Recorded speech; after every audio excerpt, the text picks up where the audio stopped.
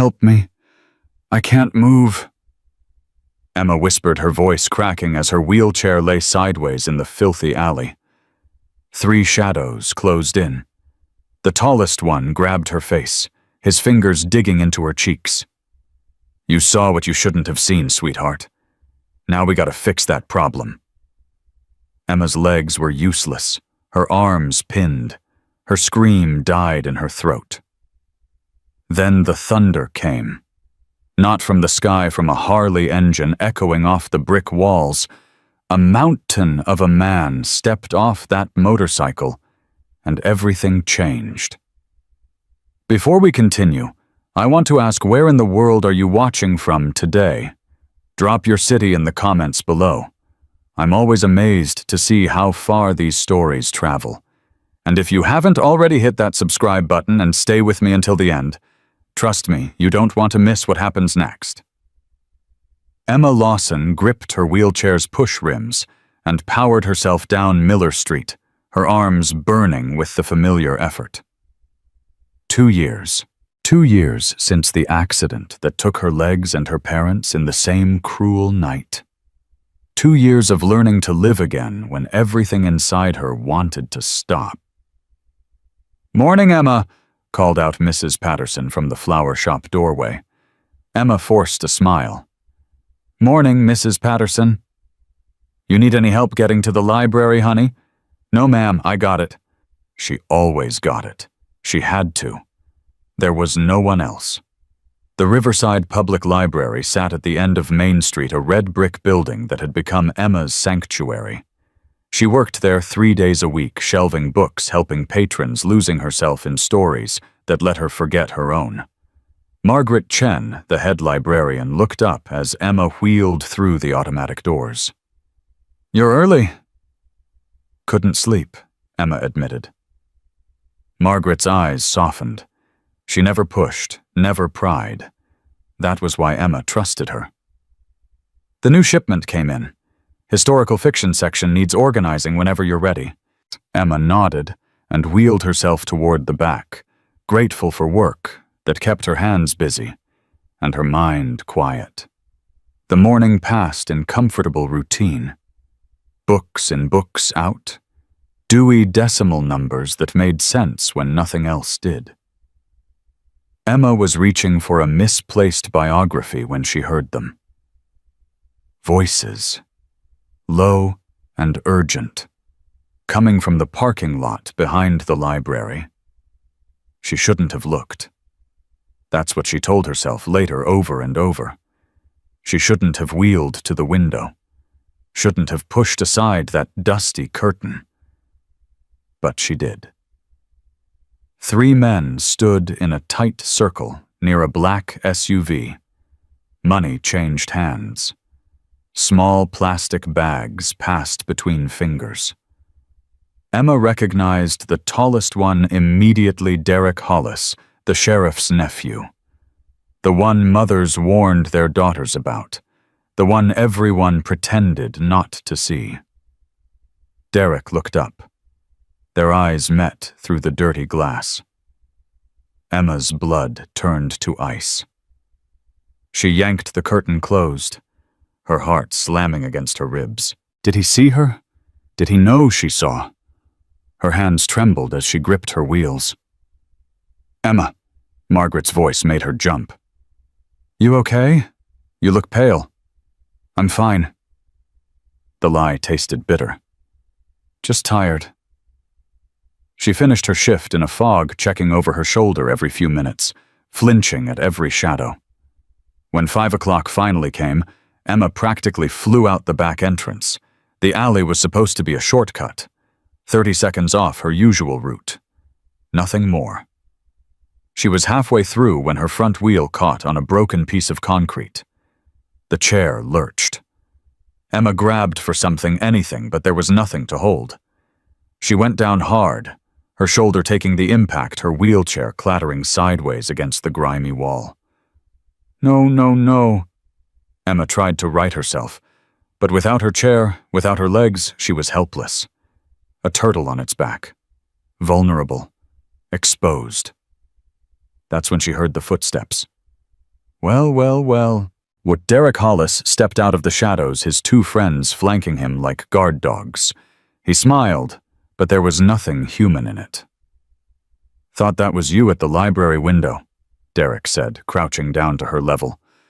Thought to myself, Derek, that little cripple just saw something she shouldn't have.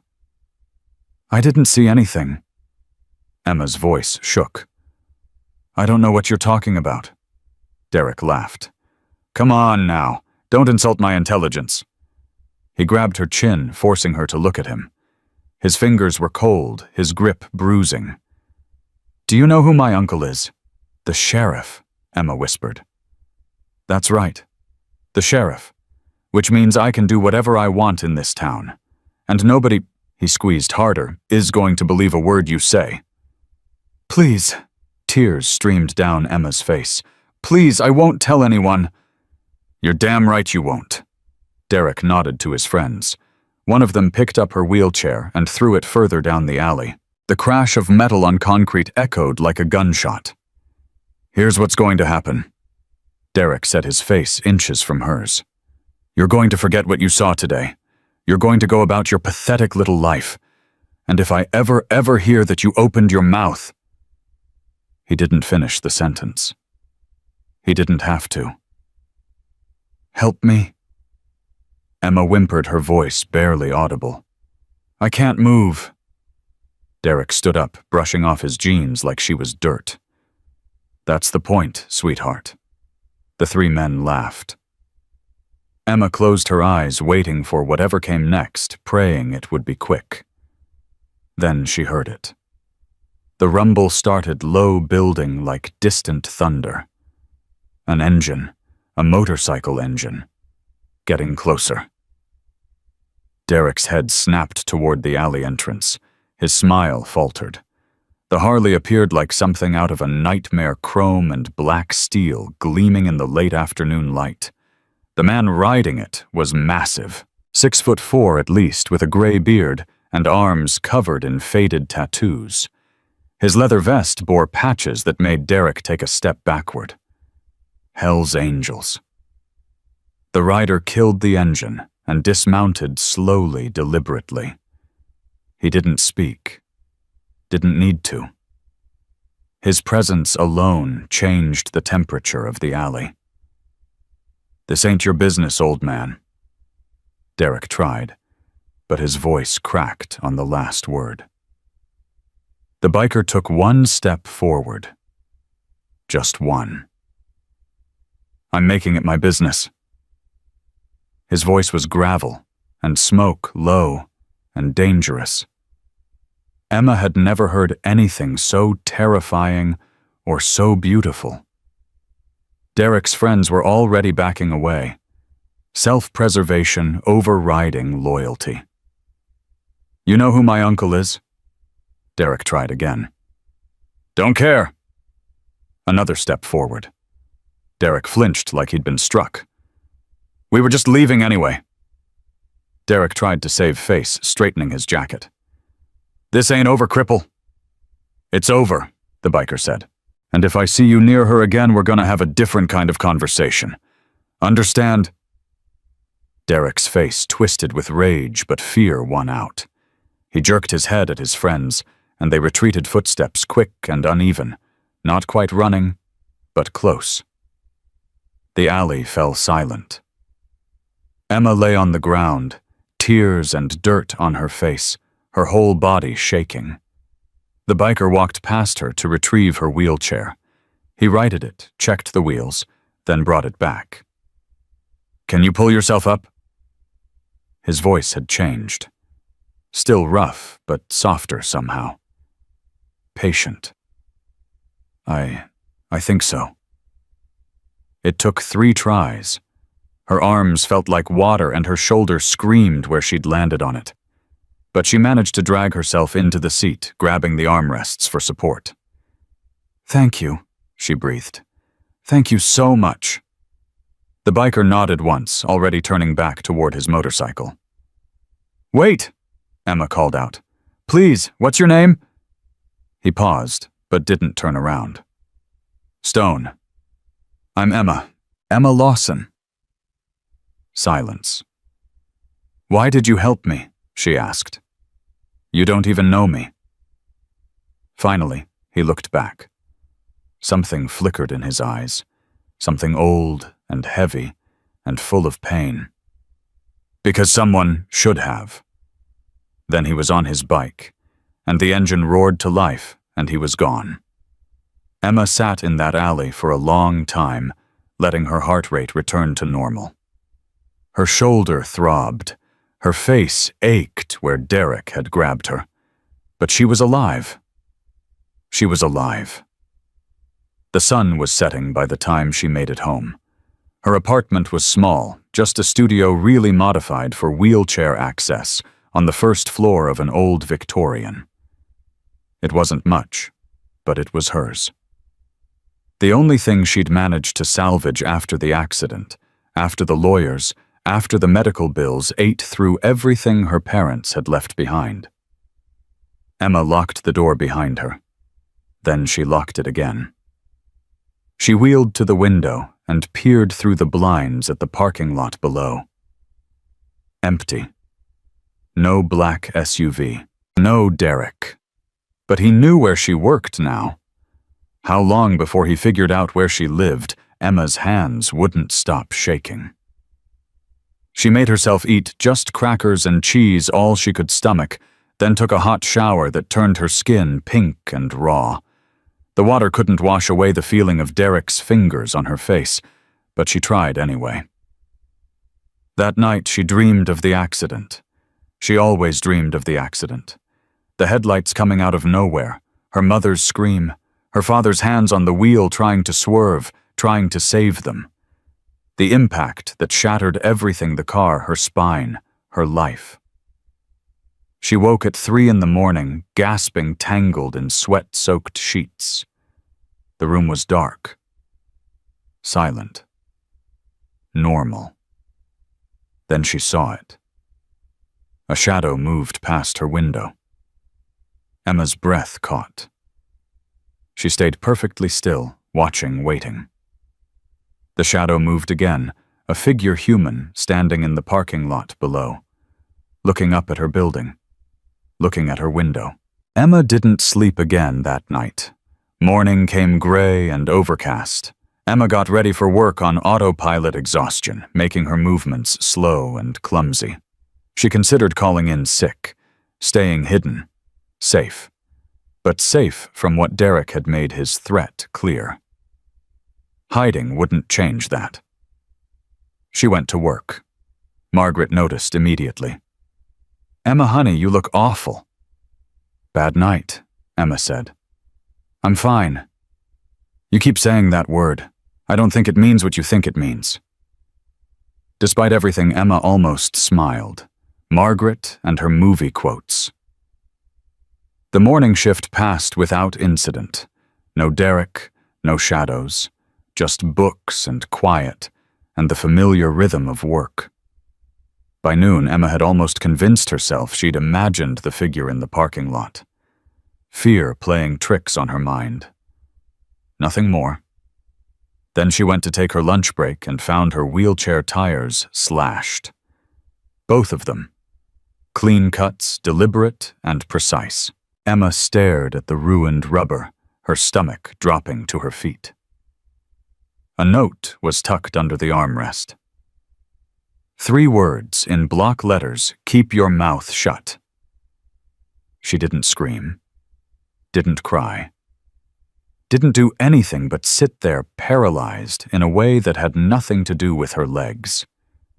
Margaret found her 10 minutes later. "Emma."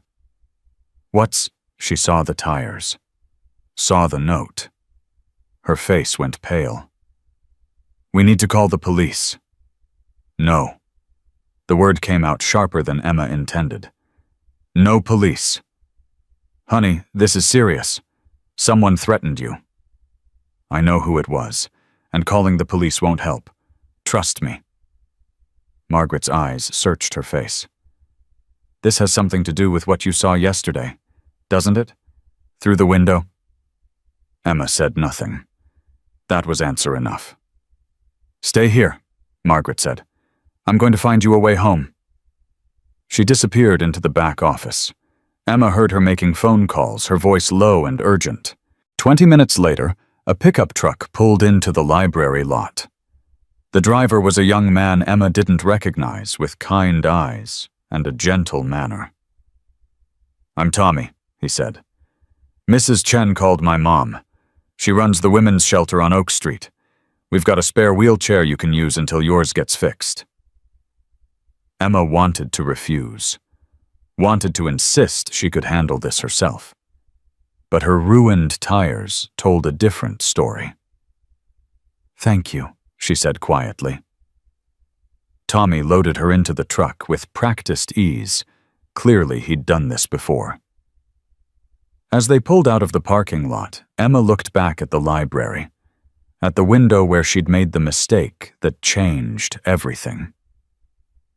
"My mom says you should come stay at the shelter for a few days," Tommy said, "just until things cool down. I appreciate that, but I'll be okay at home." Tommy didn't push. He dropped her off at her apartment, helped her into the borrowed wheelchair, an older model, squeaky but functional, and gave her a card with the shelter's number. "If you change your mind," he said, "day or night." Emma thanked him again and went inside. The apartment felt different now, smaller, more vulnerable. Every shadow seemed to hide a threat. Every noise made her jump. She checked the locks 3 times before she could make herself sit down. That's when she noticed the window. It was open. Just a crack. Just enough to let in the cooling evening air. Emma never left her windows open. She wheeled closer, her heart pounding. The screen had been cut a neat slice right through the mesh. Someone had been in her apartment. While she was at work, someone had come inside. Emma's vision tunneled. Her hands gripped the wheels so hard her knuckles turned white. Think she told herself. Think. Nothing looked disturbed. No drawers open, no belongings missing. But someone had been here. Someone wanted her to know they could get to her whenever they wanted. Emma grabbed her phone and stared at the screen. She could call the police, report a break-in. But Derek's uncle was the sheriff. Reporting this would only make things worse. She could call the shelter. Hide there until when forever Derek wasn't going to forget about her. Wasn't going to stop. She could run, pack a bag, and disappear. Start over somewhere new, somewhere no one knew her name. But she'd already started over once, after the accident, after losing everything. She'd built this life from nothing, piece by painful piece. She wasn't ready to lose it again. There was one other option. Emma stared at her phone for a long time. Then she opened the browser and started searching. Stone Hellsangels, Riverside, Tennessee. The results were surprisingly sparse. A few old news articles, mostly from the 80s and 90s. Bar fights, arrests. The kind of trouble that followed motorcycle clubs like shadows. One name kept appearing: Marcus Reeves. Stone Reeves. Former Hells Angel, now semi-retired. Owner of Reeves Auto Repair on the outskirts of town. Emma memorized the address. The next morning she called in sick to work. Margaret didn't argue and set out for the garage. It took her 45 minutes to wheel herself there, her arms aching, the borrowed chair squeaking with every rotation. The garage was exactly what she'd expected. Grease-stained concrete old cars in various states of repair. The smell of oil and gasoline heavy in the air. Stone was under a lifted truck when she arrived. His boots, the only visible part of him. "Hello?" Emma called out. "Mr. Reeves!" The boots shifted. A moment later, Stone slid out on a creeper, wiping his hands on a rag. His face registered surprise, then something harder to read. "You shouldn't be here." I know, but I didn't know where else to go. Stone stood towering over her, even more than he had in the alley. In the daylight, she could see his face more clearly, the deep lines around his eyes, the scar that bisected his left eyebrow, the weariness that seemed bone deep. What happened? Emma told him. The slashed tires, the note, the cut window screen, the feeling of being watched, hunted, trapped. Stone listened without interrupting, his expression growing darker with each detail. Derek Hollis, he said when she finished. Not a question. You know him? Know of him. His uncle's been running this town for 15 years. Dirty as they come, but smart enough to hide it. So you understand why I can't go to the police. Stone nodded slowly. What exactly do you want from me? Emma met his eyes.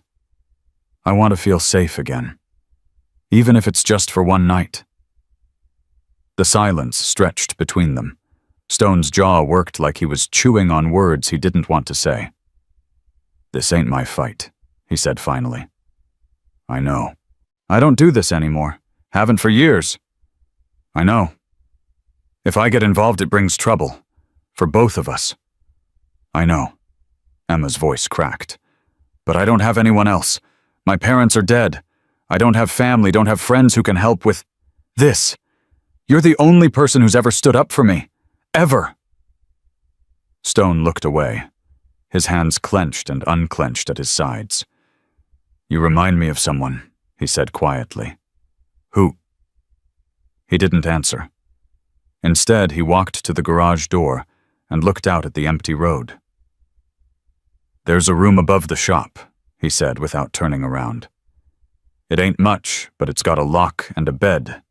You can stay there tonight, just tonight. Thank you. Emma's voice was barely a whisper. Thank you so much. Don't thank me yet. Stone finally turned to face her. If Derek finds out you're here, things are going to get a lot worse before they get better. I understand. No. His eyes were hard. You don't. Not yet. He grabbed a set of keys from a hook on the wall and led her to a side door. The stairs were a problem. Emma stared at them with familiar frustration, but Stone solved it without a word, lifting her wheelchair with her still in it and carrying both up like they weighed nothing. The room was small, but clean. A single bed, a dresser, a window overlooking the garage lot. A bathroom that had been modified with grab bars. Clearly, this wasn't the first time someone with mobility issues had stayed here. There's food in the mini-fridge, Stone said. Nothing fancy. Lock the door behind me. Don't open it for anyone but me. Emma nodded. Mr. Reeves? Stone. Stone. Why are you helping me? Really? He stood in the doorway for a long moment, his massive frame blocking out the light. I had a daughter once, he said. Her name was Lily. Emma waited, sensing there was more. She died 5 years ago, 23 years old. His voice was flat, carefully controlled. I wasn't there when she needed me. I was on the road living my life, pretending the club was my family. By the time I came back, he didn't finish. He didn't need to. I'm sorry, Emma said. Don't be sorry. Be smart. Stay inside. Stay quiet. And if anything feels wrong, you call me. He handed her a card with a phone number scrawled on it. Day or night. Then he was gone, and Emma was alone with the ghosts of his daughter and her parents, and all the other people they'd both lost. She locked the door behind him. For the first time in days, she slept. She woke to the sound of breaking glass. Emma shot upright, heart-hammering, disoriented in the unfamiliar room. Darkness pressed against the windows. What time was it? How long had she been asleep? Another crash, this time followed by voices. Angry voices. Emma grabbed her phone. 2:47 a.m. and wheeled to the window. Below in the garage lot, 3 figures moved through the shadows. One of them held something that glinted in the moonlight. A crowbar. They were smashing Stone's cars. His equipment, his livelihood. Emma watched in horror as they moved from vehicle to vehicle, methodical and vicious. Windows shattered, metal crumpled, paint scraped. Then one of them looked up, directly at her window. Even in the darkness, she recognized him. Derek Hollis smiled and lifted one hand in a mocking wave. Emma yanked herself away from the glass, her whole body shaking. They knew. They knew she was here. Her phone buzzed. A text from an unknown number. You can't hide from us. Not behind cops. Not behind bikers. Not behind anyone. Next time, we won't just break glass. Below, an engine roared to life. Tires squealed. Then silence. Emma sat in the dark, her phone clutched to her chest, and waited for morning. When Stone found the damage at dawn, his face went still in a way that frightened Emma more than Derek ever had. This was a message, he said quietly, surveying the destruction. Thousands of dollars worth of damage, maybe more. I'm so sorry. Tears ran down Emma's face. This is my fault. I shouldn't have come here. I shouldn't have... Stop! Stone's voice cut through her spiral. This isn't your fault. This is Derek Hollis thinking he can do whatever he wants. And he's wrong. He turned to face her, and Emma saw something new in his eyes. Not just protectiveness, not just sympathy, anger, cold and focused and terrifying. He wants a war. Stone pulled out his phone. I'll give him a war. He dialed a number and waited. Someone answered on the 3rd ring. Mike, it's Stone. Yeah, I know it's been a while. A pause. I need a favor. Actually, I need more than a favor. I need the old crew. Emma watched him pace, her heart beating hard. How many can you get? No, I'm serious. This is real. This is... He stopped, listened. Yeah, that's exactly what I mean. He hung up and looked at Emma. What did you just do? She asked. Stone's smile held no warmth. I just made a few phone calls. By tomorrow, Derek Hollis is going to learn what happens when you mess with family. Emma's breath caught. Family? Stone walked over and crouched down so they were at eye level. Up close, she could see the pain he carried, the loss, the guilt, the years of regret. But underneath all of that, something else. Hope. My daughter is gone, he said quietly. I can't change that. Can't bring her back. But maybe I can make sure what happened to her doesn't happen to anyone else. Starting with you. Emma didn't have words, couldn't find them through the tears. Stone straightened up and headed for the stairs. Get some rest, he said. Tomorrow's going to be a long day. Emma watched him go, her mind spinning with everything that had happened. 2 days ago, she'd been a library clerk with a quiet life and a painful past. Now she was caught in the middle of something bigger than she'd ever imagined. And somehow impossibly, she wasn't alone anymore. She wheeled back to the window and looked out at the ruined cars below. At the spray-painted message on the garage wall she hadn't noticed before. Dead men don't talk. Neither do dead girls. Emma stared at those words for a long time. Then she picked up her phone and started to research. If she was going to survive this, she needed to know everything. About Derek. About Sheriff Hollis. About the drug operation they were running right under everyone's noses. She needed evidence. Proof. Something that couldn't be ignored or covered up. And she knew exactly where to start looking. Emma's fingers flew across her laptop keyboard, the glow of the screen the only light in Stone's small room above the garage. 3 hours she'd been at this. 3 hours of digging through public records news archives and social media posts. What she found made her sick. Derek Hollis wasn't just a dealer. He was the distribution hub for half the county. And every trail led back to one man, Sheriff Roy Hollis, his uncle, the most trusted lawman in Riverside. "You should be sleeping." Emma jumped, her heart slamming against her ribs. Stone stood in the doorway, 2 cups of coffee in his hands. "I couldn't," she admitted. "Not after. I needed to do something." Stone crossed the room and handed her a cup. He glanced at the screen, his eyes narrowing. "What did you find?" "Everything." Emma pulled up a document she'd compiled. "Derek's been running drugs through this town for at least 4 years.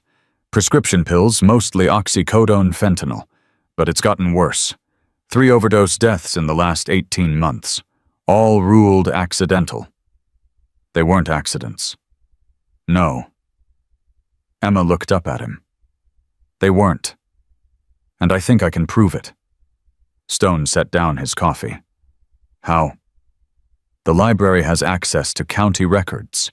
Death certificates, police reports, autopsy results. I've been cross-referencing everything." She pointed at the screen. "See this Marcus Webb, age 19. Died of an overdose last March. The police report says he was found alone in his apartment, but his mother posted on Facebook that he called her that night, said someone gave him bad pills at a party. She tried to report it. Sheriff Hollis told her she was grieving and imagining things."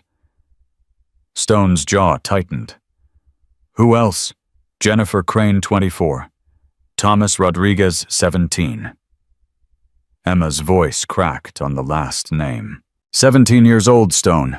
He was a junior in high school." "I remember him." Stone's voice was rough.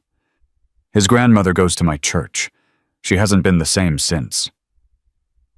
Emma closed the laptop. "This isn't just about me anymore.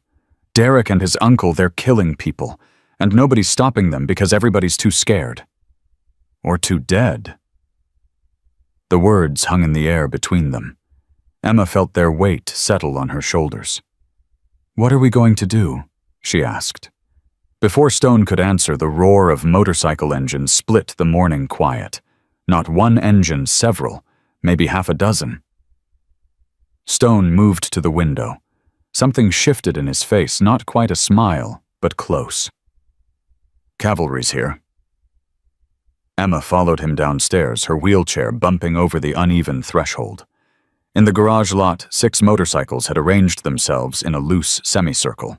The riders were dismounting, pulling off helmets, revealing faces that looked like they'd seen the rough side of every road in America. A massive black man approached first, his arms like tree trunks, his smile surprisingly warm. "Stone, you old bastard." He pulled Stone into a bear hug that would have crushed a lesser man. "Thought you were done with all this." "So did I, Mike." "So did I." The man, Big Mike. Emma assumed, turned to look at her. His eyes were sharp, assessing, but not unkind. "This the girl, Emma Lawson," Stone said. "Emma, this is Mike Crawford. We rode together for 20 years. "Ma'am." Mike tipped an imaginary hat. "Stone says you got yourself in some trouble." "I saw something I shouldn't have. Now the sheriff's nephew wants me dead." Mike's eyebrows rose. "She don't sugarcoat it, does she?" "No," Stone said. "She doesn't." The other riders had gathered closer now. Stone introduced them one by one. Tex, a wiry man with a silver ponytail and a Texas drawl so thick you could cut it with a knife. Bobby Wrench Morrison, who'd gotten his nickname from his weapon of choice in a bar fight 30 years ago. Hector Ruiz, quiet and watchful, with sad eyes that had seen too much. And 2 women, Dolores, who everyone called Mama D, a formidable presence, with gray streaked hair and a leather jacket covered in patches, and her daughter Carla younger, but with the same steel in her spine. "So," Mama D said, looking around at the destroyed cars and spray-painted threats. "Derek Hollis did this." "Last night," Stone confirmed. 3 a.m. Emma saw the whole thing from upstairs. "Little punk," Tex spat on the ground. "His daddy was the same way. Mean as a snake and twice as stupid." "His daddy's dead," Mike said. "Killed in a prison fight 6 years back." "Good riddance." Mama D approached Emma, her expression softening. "Honeystone told us what happened in that alley. You okay?" Emma didn't know how to answer. Was she okay? She hadn't felt okay in 2 years, maybe longer. "I'm alive," she said finally. "That's something." Mama D nodded slowly. "That's everything, sweetheart. That's everything." The group moved inside the garage, away from prying eyes. Stone had cleared a space among the tools and car parts, setting up folding chairs in a rough circle. Emma positioned her wheelchair at the edge, trying to make herself small. "Here's what we know," Stone began. "Derek Hollis is running drugs through Riverside. His uncle Sheriff Roy Hollis is providing cover. They've been at it for years, getting bolder. 3 people are dead from overdoses connected to their supply, maybe more. And now they're targeting Emma because she can identify Derek," Mike finished. "Not just identify him." Emma spoke up, surprised by the steadiness in her own voice. "I've been researching. I have documentation, deaths, dates, connections. If I could get this to the right people—" "What people?" Wrench interrupted. "The police sheriff controls them. The mayor, he's been golfing with Roy Hollis for 20 years. "State police," Emma said. "Or the district attorney from the next county. Someone outside the system." Silence fell over the group.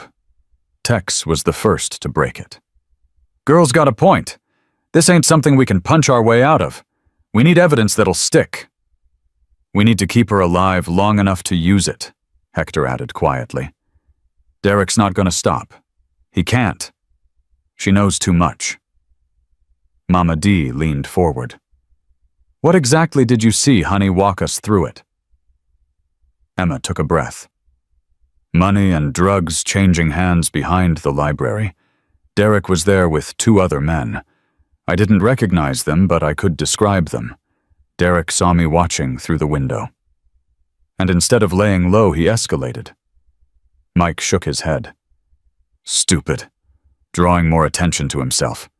"He's scared," Stone said. "That makes him dangerous." "He's always been dangerous," Mama D corrected. "Remember the Patterson girl 3 years ago?" Something cold slithered down Emma's spine. "What Patterson girl?" The bikers exchanged glances. Finally, Mama D spoke. "Sarah Patterson. She was 22, worked at the diner on 5th Street. Started dating Derek for a few months, then tried to break it off." Mama D's voice was flat, controlled. "She disappeared. Police said she probably ran off with some boyfriend. Case closed." "She didn't run off," Emma said. It wasn't a question. "No, she didn't." Emma's hands gripped her wheelchair's armrests. How many people has he hurt? That nobody talks about, and too many," Stone said. "That's why this ends now." The planning took hours. They mapped out Derek's known locations, his patterns, his associates. Emma shared everything she'd found in her research, the documents, the connections, the trail of bodies that led straight to the Hollis family. By noon, they had a plan. Not a perfect one, but a start. Mike would reach out to a contact at the state police, a detective who owed him a favor from years back. Mama D would use her connections at the women's shelter to find other witnesses, other victims who might be willing to talk. Tex and Wrench would keep eyes on Derek's movements, document everything. Hector and Carla would stay close to Emma, providing protection, while Stone coordinated. "What do I do?" Emma asked. "You stay alive," Stone said. "And you keep digging. The more evidence we have, the harder it'll be for them to bury this. I can do more than that." "Emma?" "No." She cut him off, surprising herself with the force in her voice. "I'm not going to hide in a room while everyone else takes risks for me. I know the library system. I know where the records are, how to access them. I can find things nobody else can." Stone stared at her for a long moment. Something flickered in his eyes, respect, maybe, or recognition. "Your mama was stubborn too, wasn't she?" The question hit Emma like a physical blow. "You knew my mother." Stone's expression shifted. He looked away. "Stone." Emma wheeled closer. "Did you know my parents? This isn't the time. Did you know them?" The garage fell silent. Every eye was on Stone now. He let out a long breath. "I knew your daddy. Long time ago, before you were born. We grew up in the same neighborhood, ran in the same circles for a while before he straightened out." Emma's mind was spinning. "He never mentioned. I never knew. He wanted a different life. For himself, for your mama, for you. We lost touch after he got married. I heard about the accident on the news." Stone's voice roughened. "I didn't know the girl in the wheelchair was Tommy Lawson's daughter until I saw your face up close." You got his eyes. Emma didn't realize she was crying until she tasted salt on her lips. "I'm sorry I didn't say nothing sooner," Stone continued. I wasn't sure you'd want to know." "Of course I want to know." Emma wiped her face with the back of her hand. "I want to know everything. I don't have anyone left who remembers them." Stone nodded slowly. "Then we'll talk. After this is over. I'll tell you every story I've got." Emma believed him. The meeting broke up in the early afternoon. The bikers dispersed to their various assignments, promising to check in regularly. Mama D lingered, pressing a card into Emma's hand. "The shelter's always got room," she said. "Day or night you need somewhere safe, you call me." "Thank you." Mama D cupped Emma's face in her weathered hands. "Your daddy was good people. The best. You make him proud, you hear?" Emma nodded, not trusting her voice. After everyone left, Emma returned to her research. But the words on the screen blurred together, her mind refusing to focus. Her father had known Stone, had been friends with him, had never said a word. What else hadn't he told her?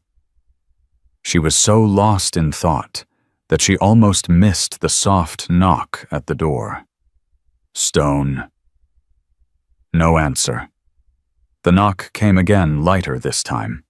Emma grabbed the baseball bat Stone had left her and wheeled to the door. "Who is it?" "My name's Clara Bennett." The voice was female, elderly, trembling slightly. "I work at the library. Margaret Chen sent me." Emma hesitated.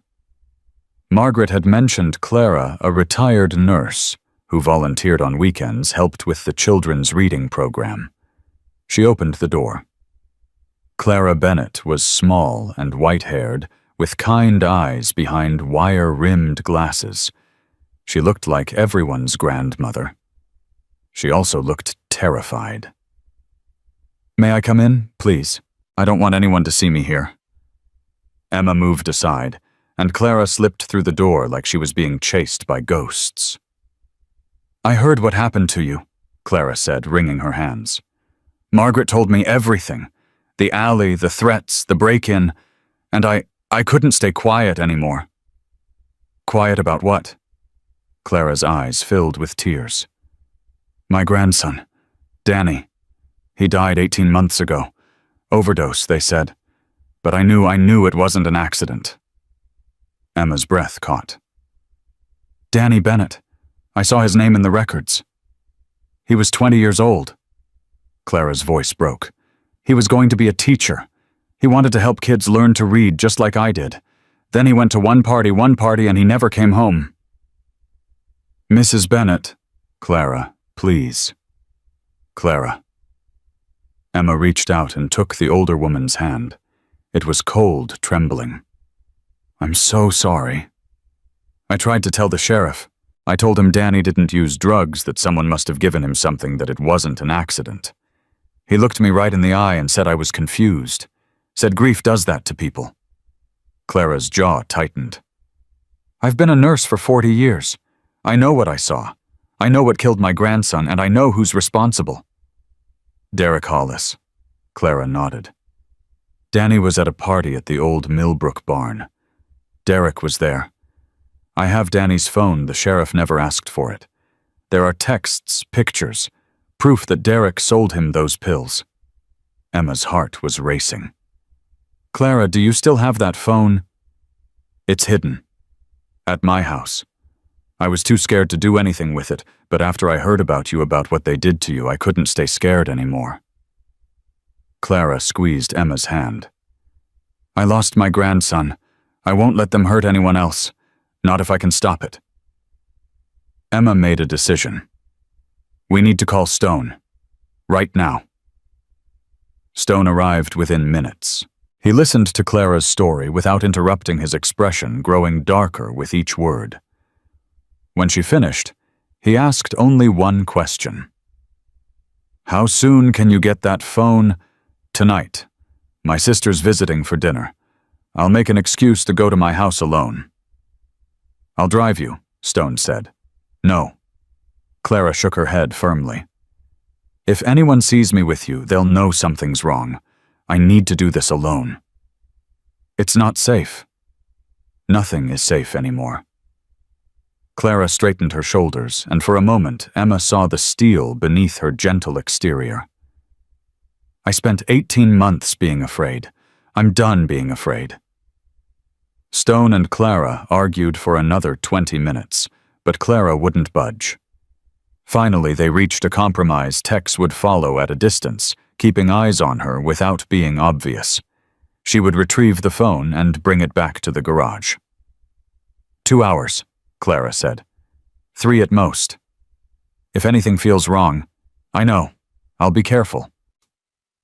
After Clara left, Emma sat in silence, processing everything. The conspiracy was bigger than she'd imagined. Deeper. How many other families had lost someone? How many other grandmothers were hiding phones full of evidence, too scared to come forward? This isn't just about me anymore, Emma said quietly. Stone settled into a chair across from her. No, it's not. If we can get that phone, combine it with what I've found, get it to the state police. It might be enough. Might. Stone's expression was grim. Derek's not stupid. Reckless, yeah. Mean as hell, definitely. But he's survived this long because he knows how to cover his tracks. We're going to need more than one phone and some circumstantial evidence. Then we get more. Emma leaned forward. Clara can't be the only one with information. There have to be others, friends, family members, people who've seen things they were too scared to report. Finding them won't be easy. I can do it. The certainty in Emma's voice surprised even her. I'm good at research, at connecting dots. Give me access to the right databases, and I can find patterns nobody else has noticed. Stone studied her for a long moment. Your daddy was like that too. Saw things other people missed. Made connections that seemed impossible until he explained them. Tell me about him. Please. I need to know. Stone rubbed his jaw, and for a moment, Emma thought he would refuse. Then he began to speak. Tommy Lawson was the smartest guy I ever knew. Could have done anything, doctor, lawyer, professor. But he chose to be an accountant because he said he liked the way numbers told stories. Caught 3 different business owners cheating on their taxes just by looking at their books. One of them was connected to people who, well, people you didn't want to cross. What happened? Your daddy did the right thing anyway. Turned over the evidence. The guy went to prison. Your daddy got a target on his back. Stone's voice dropped. He was careful for years. Then he met your mama had you thought maybe the danger had passed. Emma's blood ran cold. Are you saying the accident? I don't know. Stone met her eyes.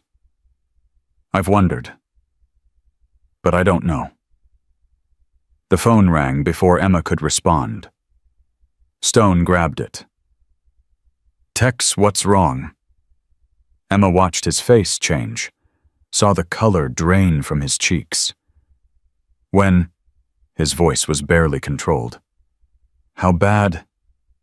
He hung up without saying goodbye. Stone. What happened?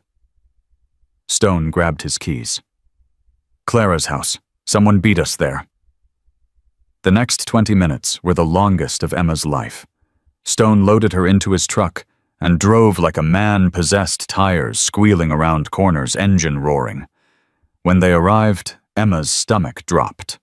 An ambulance sat in Clara's driveway, lights flashing.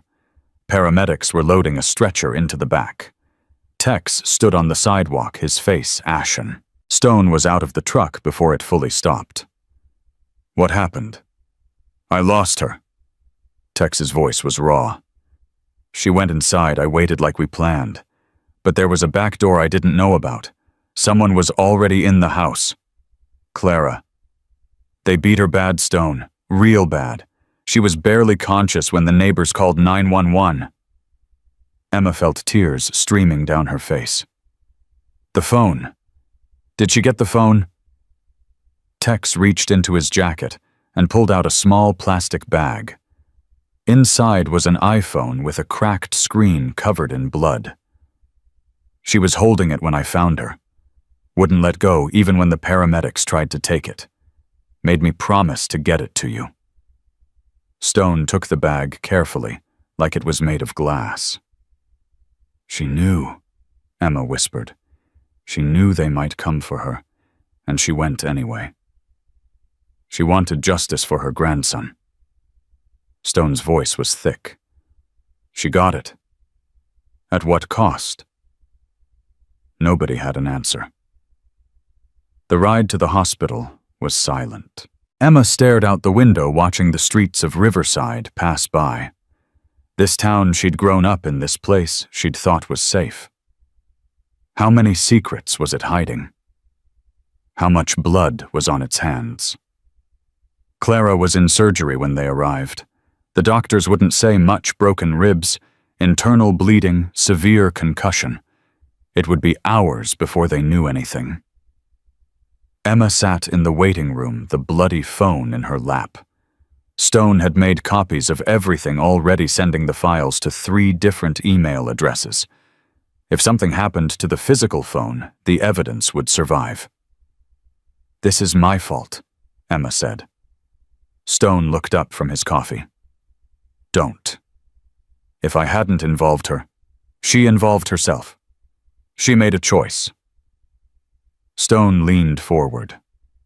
Clara Bennett is 72 years old. She's buried a grandson and watched his killers walk free. Nobody made her do anything.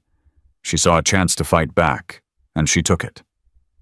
And now she might die. She might. And Stone's voice was hard. And if she does, we make damn sure it means something. We take what she gave us, and we burn Derek Hollis's world to the ground.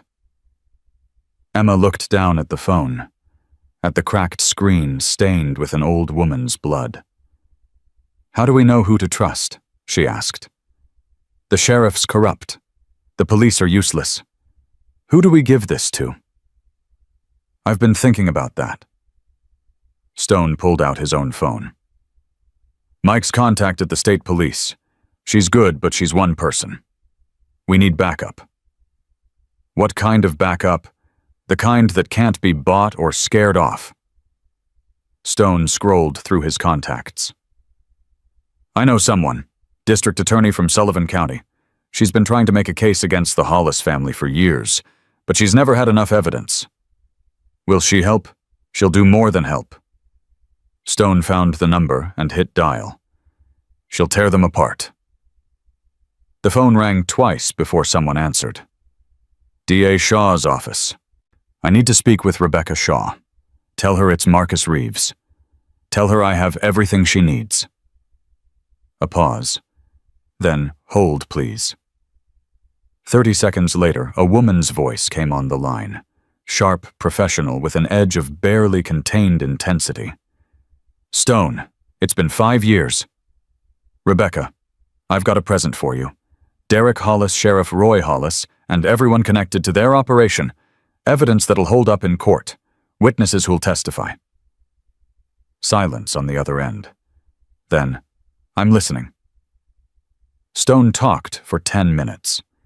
He laid out everything Emma's research. Clara's phone, the pattern of deaths, the destroyed evidence, the intimidation. Rebecca Shaw listened without interrupting. When he finished, she asked only one question. How soon can you get me those files? Tonight. But there's a catch. There always is. They know we're coming now. After what happened to Clara, they're going to move fast. Destroy evidence, silence witnesses.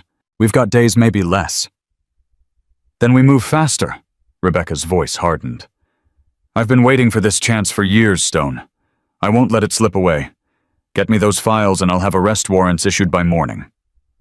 What about protection? I've got people here who need to stay safe. State police will coordinate. I'll have officers dispatched within 2 hours. A pause. This is really happening, isn't it? We're finally going to take them down. Yeah.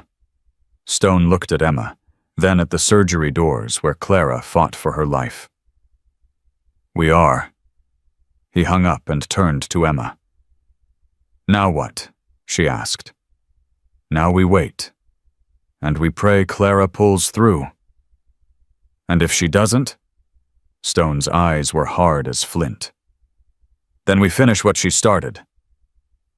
2 hours later, the surgeon emerged. His face was exhausted, but not grim. She's stable, he said. It was touch and go for a while, but she's a fighter. She's asking for someone named Emma. Emma's heart seized. Me. She's asking for me. She keeps saying the girl in the wheelchair. I'm assuming that's you. Stone helped Emma navigate to Clara's room. The old woman looked impossibly small in the hospital bed, her face swollen and bruised, tubes and wires everywhere. But her eyes were open. Alert. Emma? Her voice was barely a whisper. Did you get it? Emma rolled closer and took Clara's hand. We got it. We got everything. Good. Clara's cracked lips curved into something like a smile. Then it was worth it. Clara, don't. Clara squeezed her hand with surprising strength. I knew the risks, made my choice. Just promise me one thing. Anything. Don't stop. No matter what they do, no matter who they hurt. Don't stop until they pay for what they've done. For Danny. For all of them. Tears ran down Emma's face. I promise. Clara closed her eyes, exhausted. Your parents would be proud of you, sweetheart. So proud. Emma stayed until Clara fell asleep. Then she wheeled out into the hallway where Stone waited. We need to go, he said. State police are setting up a command post at Mike's place. Rebecca Shaw is driving down tonight. Okay. Emma. Stone stopped her with a hand on her shoulder. You did good today. Real good. She didn't feel like she'd done anything good. She felt tired and scared and overwhelmed. But she also felt something else. Purpose. For 2 years, she'd been surviving, getting through each day, going through the motions, trying not to think about everything she'd lost. But tonight, holding Clara's hand, making that promise, something had shifted. She wasn't just surviving anymore. She was fighting. And she wasn't going to stop until Derek Hollis and everyone who protected him paid for what they'd done. The drive to Mike's place took 30 minutes. By the time they arrived, the command post was already taking shape. State police officers in unmarked vehicles, equipment being unloaded, maps spread across tables. Rebecca Shaw stood in the center of it all, directing operations with the precision of a general. She was younger than Emma expected, mid-40s maybe, with sharp features and eyes that missed nothing. "You must be Emma Lawson." Rebecca crossed the room and shook her hand. "I've been reading your research. Impressive work. I just connected some dots. You did more than that. You built a case. A good one." Rebecca's expression softened slightly. "I'm sorry about what happened to Mrs. Bennett, but I promise you her sacrifice won't be wasted." "When do we move?" "Dawn. We hit Derek's house, the sheriff's office, and 3 other locations simultaneously. By the time they realize what's happening, we'll have everyone in custody." "What about the sheriff?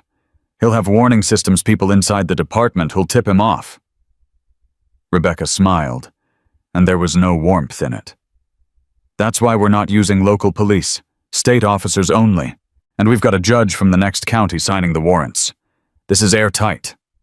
Emma nodded slowly. For the first time in days, she allowed herself to feel something like hope. Then her phone buzzed. Unknown number. She answered before she could think better of it. "Miss Lawson." Derek Hollis's voice slithered through the speaker. "We need to talk." Emma's blood turned to ice. Every eye in the room locked onto her. "Nothing to say." Derek's laugh was low and cruel. "That's not like you, sweetheart. You've had plenty to say lately." Stone was already moving toward her, gesturing for one of the state police officers to start a trace. Rebecca Shaw stepped closer, her face tight with concentration. "What do you want, Derek?" Emma's voice came out steadier than she felt. "What do I want?" That's a funny question coming from the girl who's been trying to destroy my life. Derek's tone shifted, hardening. "I want you to stop. I want you to take whatever evidence you think you have and burn it. I want you to forget you ever saw anything. And if I don't, then things get messy. Messier than they already are." A pause. "How's the old lady doing, by the way? Clara, right? I heard she had an accident. Terrible thing, accidents. They happen all the time in this town." Emma's hand shook. Stone put his palm on her shoulder, steadying her. "You're a coward," Emma said. "Beating up a 72-year-old woman.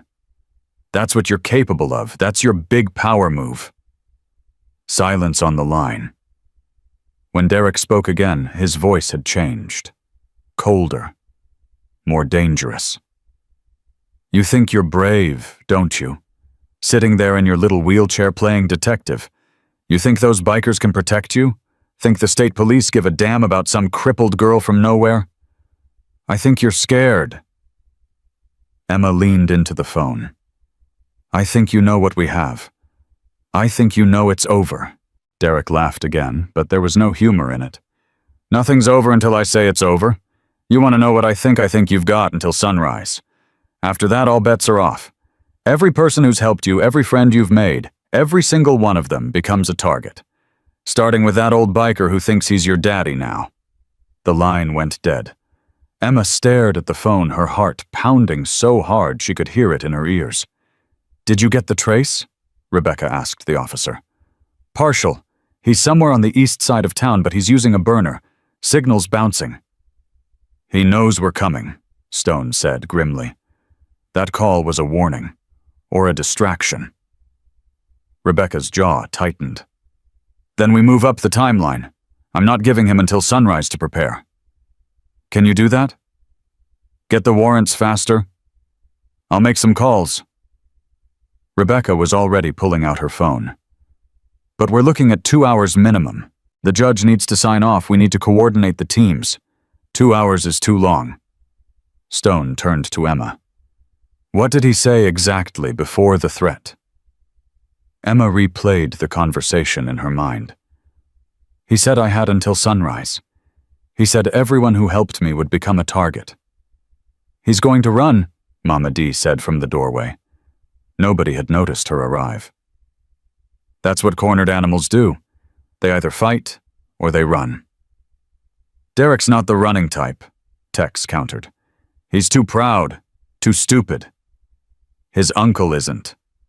Mama D crossed her arms. Roy Hollis has been getting away with this for 15 years. He didn't survive that long by being stupid. The second he catches wind of what's happening, he's gone. Rebecca looked up from her phone. I've got units watching both their houses. If they try to leave, they won't use the front door. Stone rubbed his jaw, thinking. The Hollis family owns property all over this county. Hunting cabin storage units, a boat dock on the lake. If Roy wants to disappear, he's got a dozen ways to do it. Then we need to smoke him out, Emma said. Everyone turned to look at her. Think about it, she continued. Derek called me because he's panicking. He knows we have evidence. He knows the state police are involved. He's trying to scare me into backing off because that's the only play he has left. So we use that. We make him think it's working. Make him think I'm scared enough to meet with him to negotiate. Stone's face darkened. Absolutely not. Listen to me. No, you're not putting yourself in front of that animal again. Not after what he did to Clara. Stone. Emma wheeled closer to him. He's going to run. You know it, and I know it. If we wait for the warrants, if we do this by the book, he'll be gone before anyone can stop him. But if he thinks he's won, if he thinks I'm coming to him with my tail between my legs, he'll let his guard down, Rebecca finished. Her eyes were calculating. It could work. It's too dangerous, Stone insisted. Everything's dangerous. Emma met his gaze. Clara almost died to get us that phone. My parents, her voice caught. My parents might have died because of these people.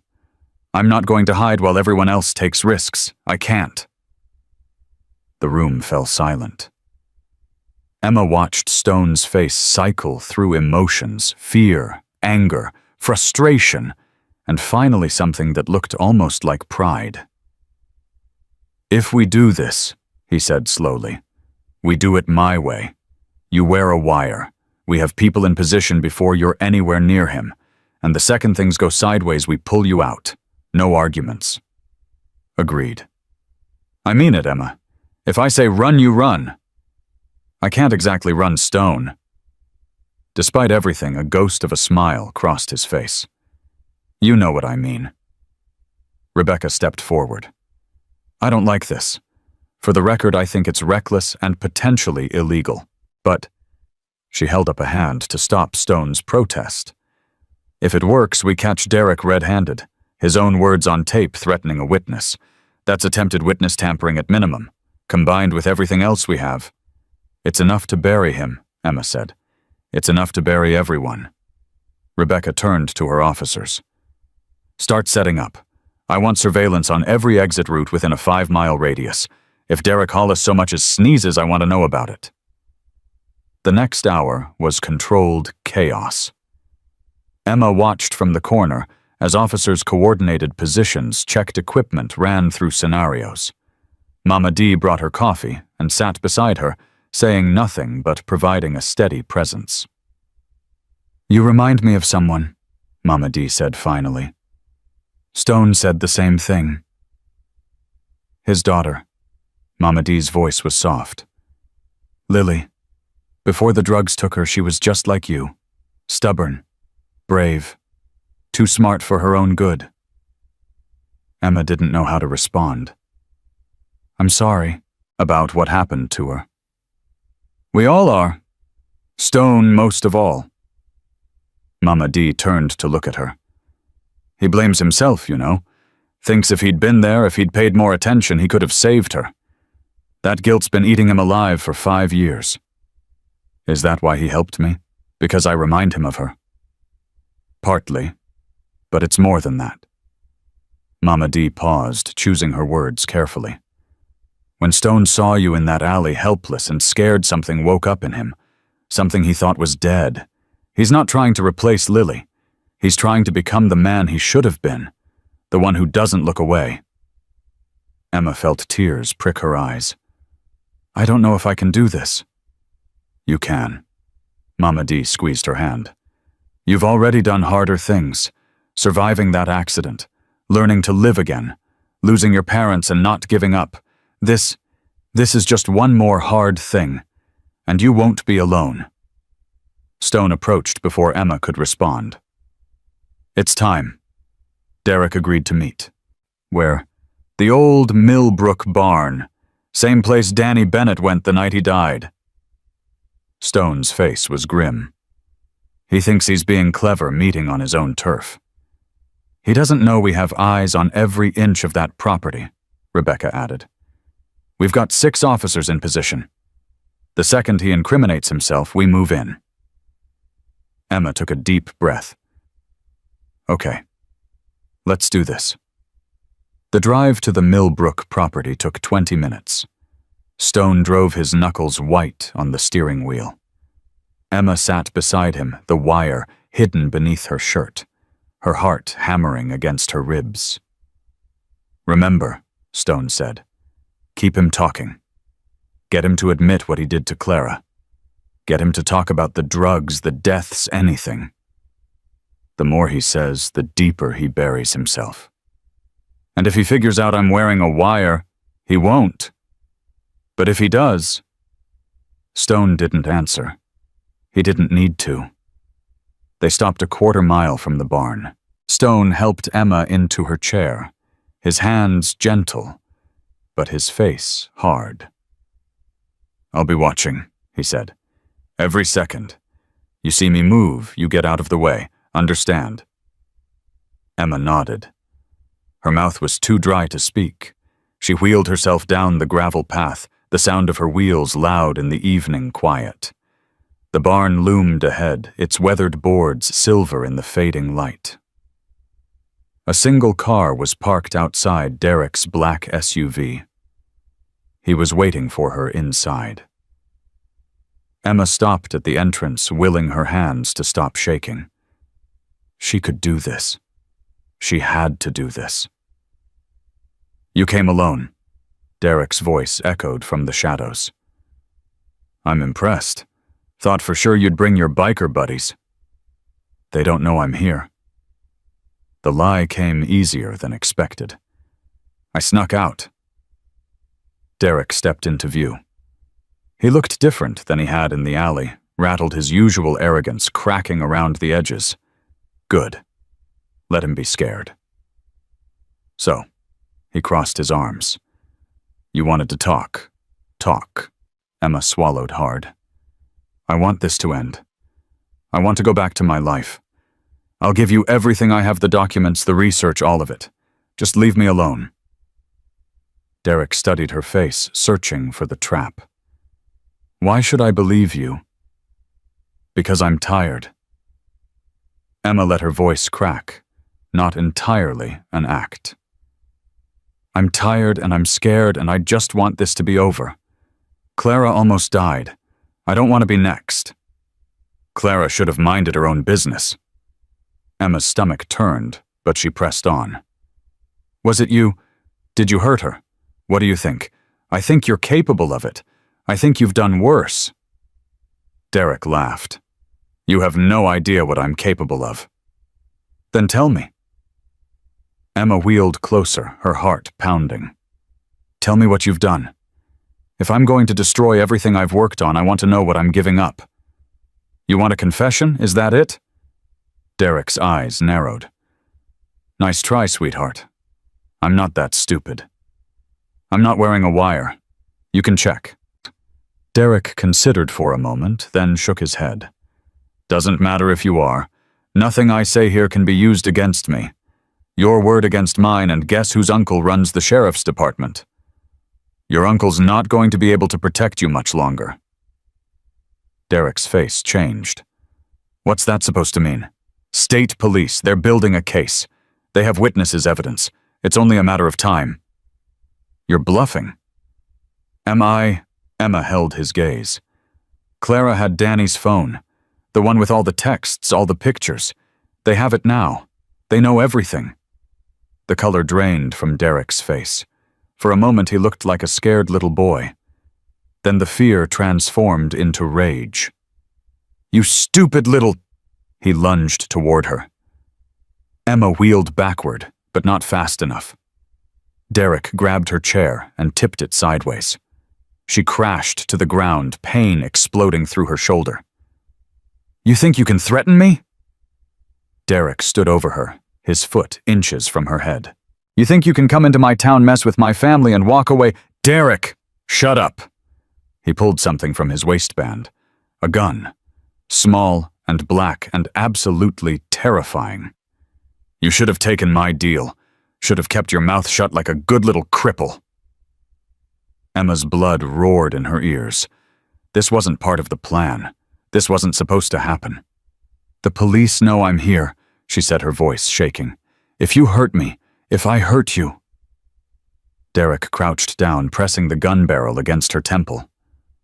Baby, I'm going to do a lot more than hurt you. And then I'm going to find everyone who helped you, that old biker, the state cop, all of them, and I'm going to make sure they never talk again. You can't kill everyone. Watch me. The barn door exploded inward. Stone came through like a force of nature, moving faster than Emma had ever seen anyone move. He hit Derek from the side, sending the gun skittering across the floor. The two men crashed to the ground in a tangle of fists and fury. Go! Stone roared. Get out!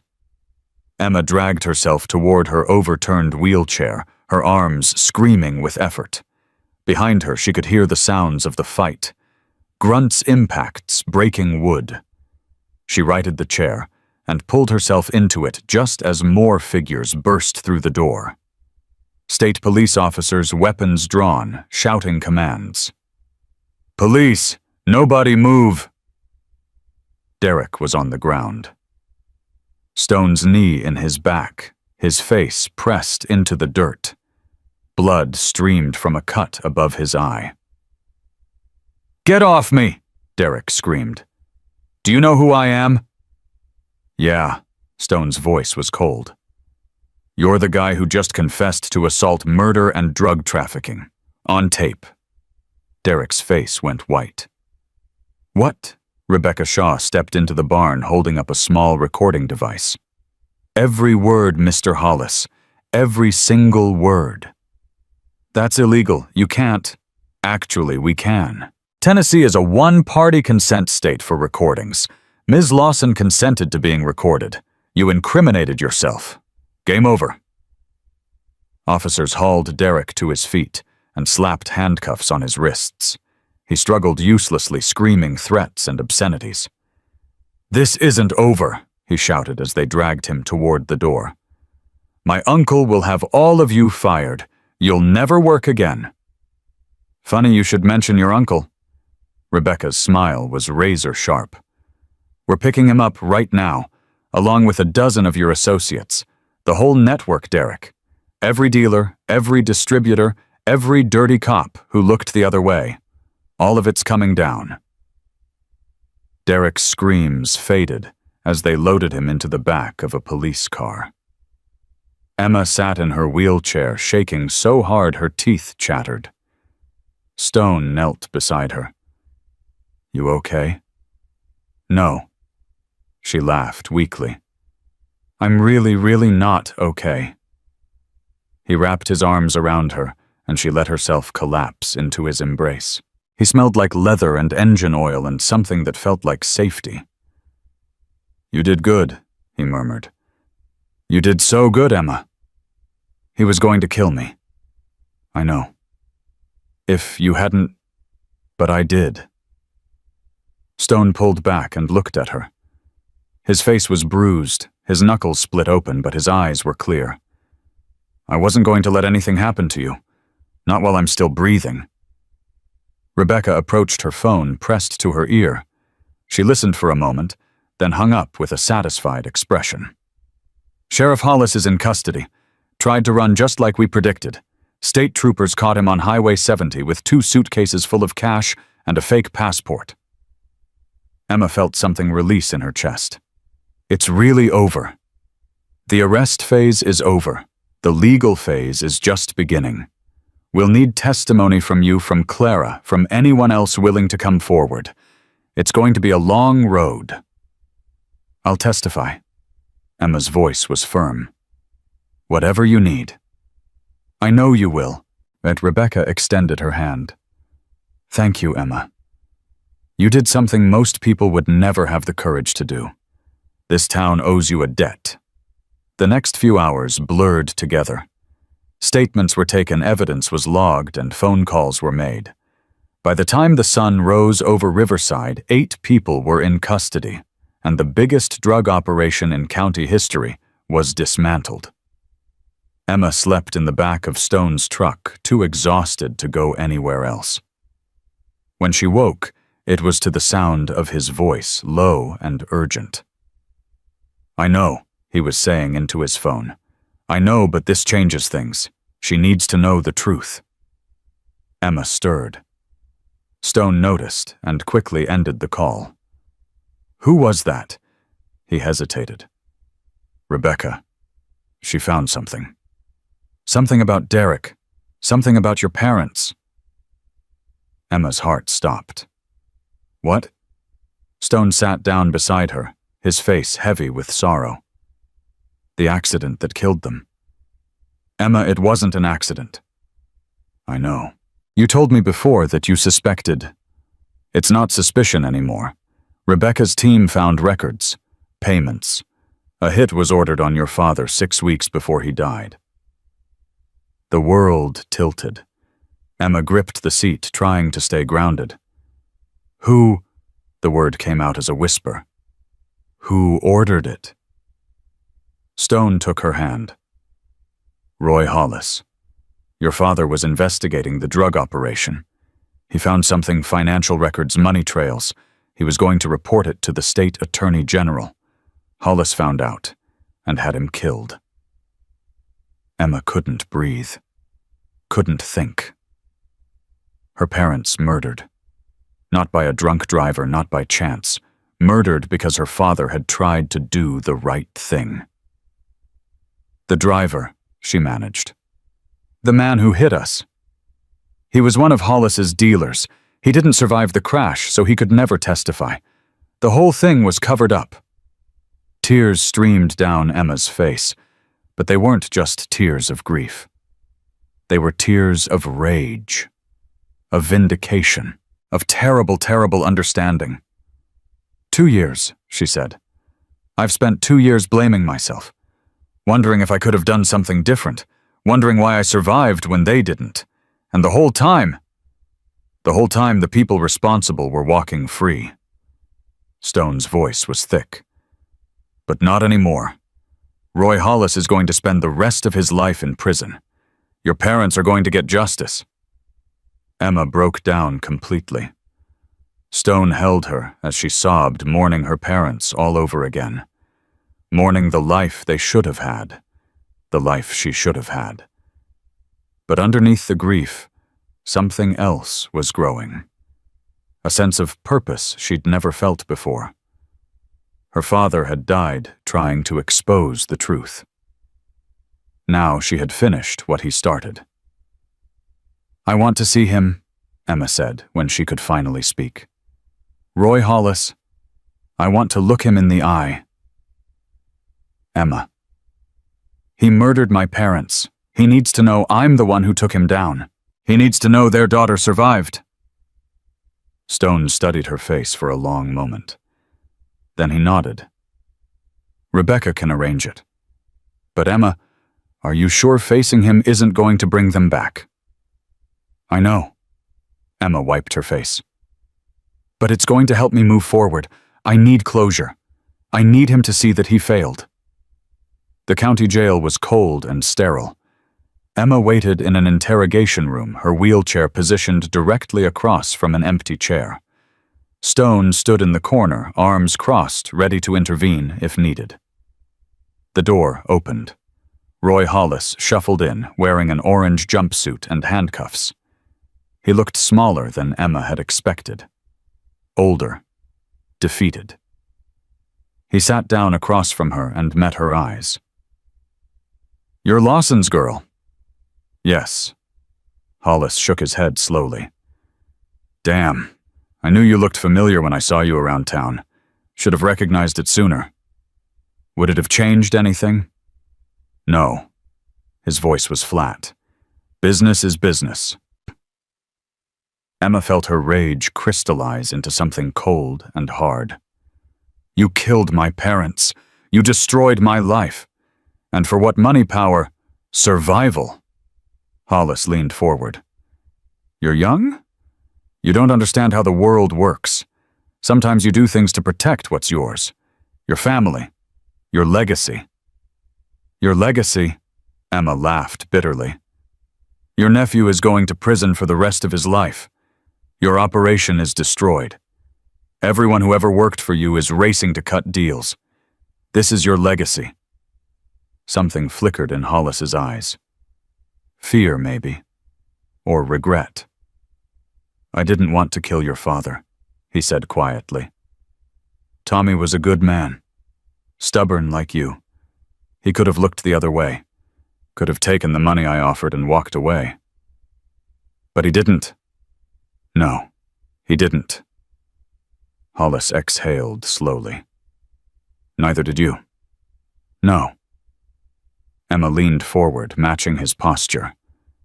"I didn't.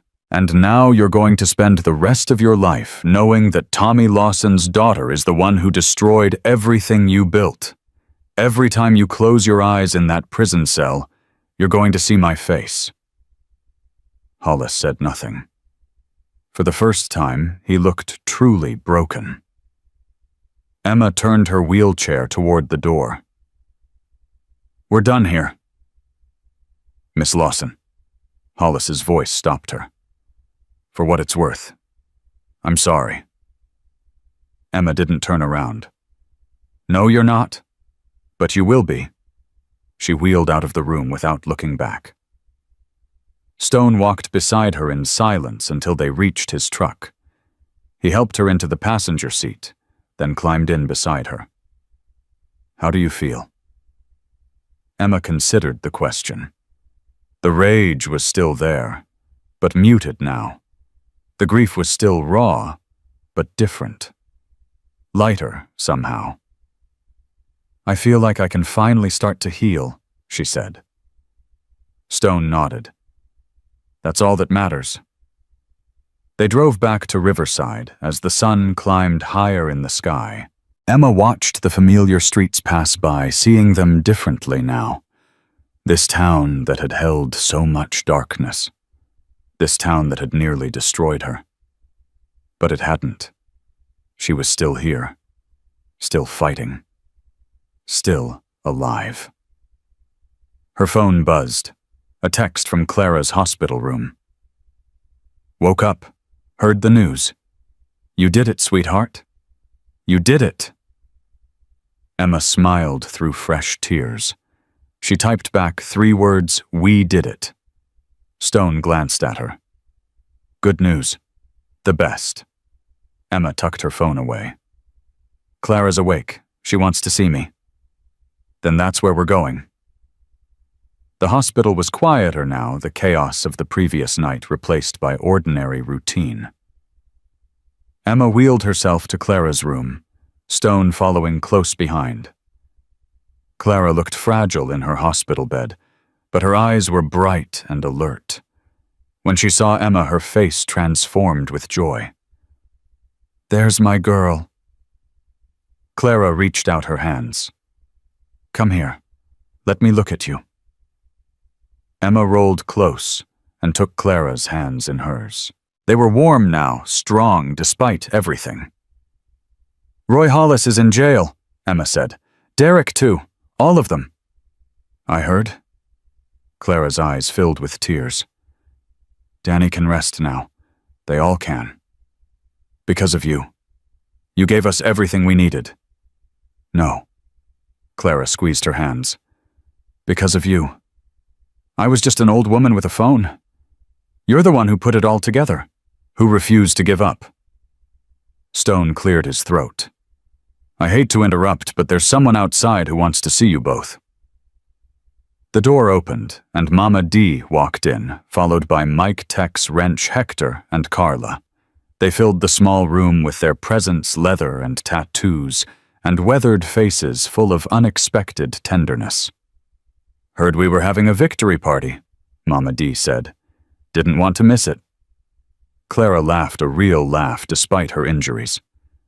"I haven't been to a party in years." "Well, you're part of the family now." Mike grinned. "Family parties together." Emma looked around the room at these people who had become her people. Bikers and librarians, former outlaws and retired nurses, an unlikely family bound together by tragedy and hope. "Thank you," she said, her voice breaking. "All of you. I couldn't have done this alone." "That's the point, honey." Mama D wrapped an arm around her shoulders. "You're not alone anymore." For the first time in 2 years, Emma truly believed it. 3 weeks had passed since the arrests, and Riverside was slowly waking up from a nightmare it hadn't known it was having. Emma sat in Rebecca Shaw's office, surrounded by case files and witness statements preparing for the trial that would define everything. "Derek's lawyer is going to come after you hard," Rebecca said, sliding another document across the desk. "They're going to attack your credibility, your mental state. They're going to say you imagined things, misinterpreted what you saw." "Let them try." Emma's voice was steady. "I know what I saw. I know what he did." "That's good. Hold on to that." Rebecca leaned back in her chair. "The prosecution's case is solid, but Derek's family has money. They've hired Martin Caldwell." Stone, who had been standing by the window, turned sharply. "Caldwell, the guy who got that senator's kid off on manslaughter charges?" "The same. He's already filed motions to suppress the recording from the barn. Claims it was obtained through entrapment." Emma felt a flash of fear, but pushed it down. "Can he do that?" "He can try. The judge hasn't ruled yet." Rebecca's expression was grim, but determined. "We need to be prepared for the worst while hoping for the best. If the recording gets thrown out, your testimony becomes even more critical. Then I'll testify. I'll tell them everything. You'll need to tell them things that are going to hurt." Rebecca's voice softened. "About your parents. About what Roy Hollis did. The defense will try to paint you as biased, motivated by revenge, rather than justice. I am motivated by revenge." Emma met her eyes. "But that doesn't make what I saw any less true." The door opened before Rebecca could respond. Her assistant looked pale. "Ms. Shaw, there's someone here to see Emma Lawson. He says it's urgent." "Who?" "He says his name is Marcus Webb. Senior." Emma's blood ran cold. Marcus Webb, the 19-year-old who had died of an overdose last March.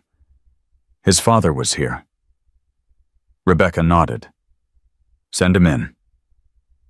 The man who entered was in his 50s, with graying hair and eyes that had seen too much grief.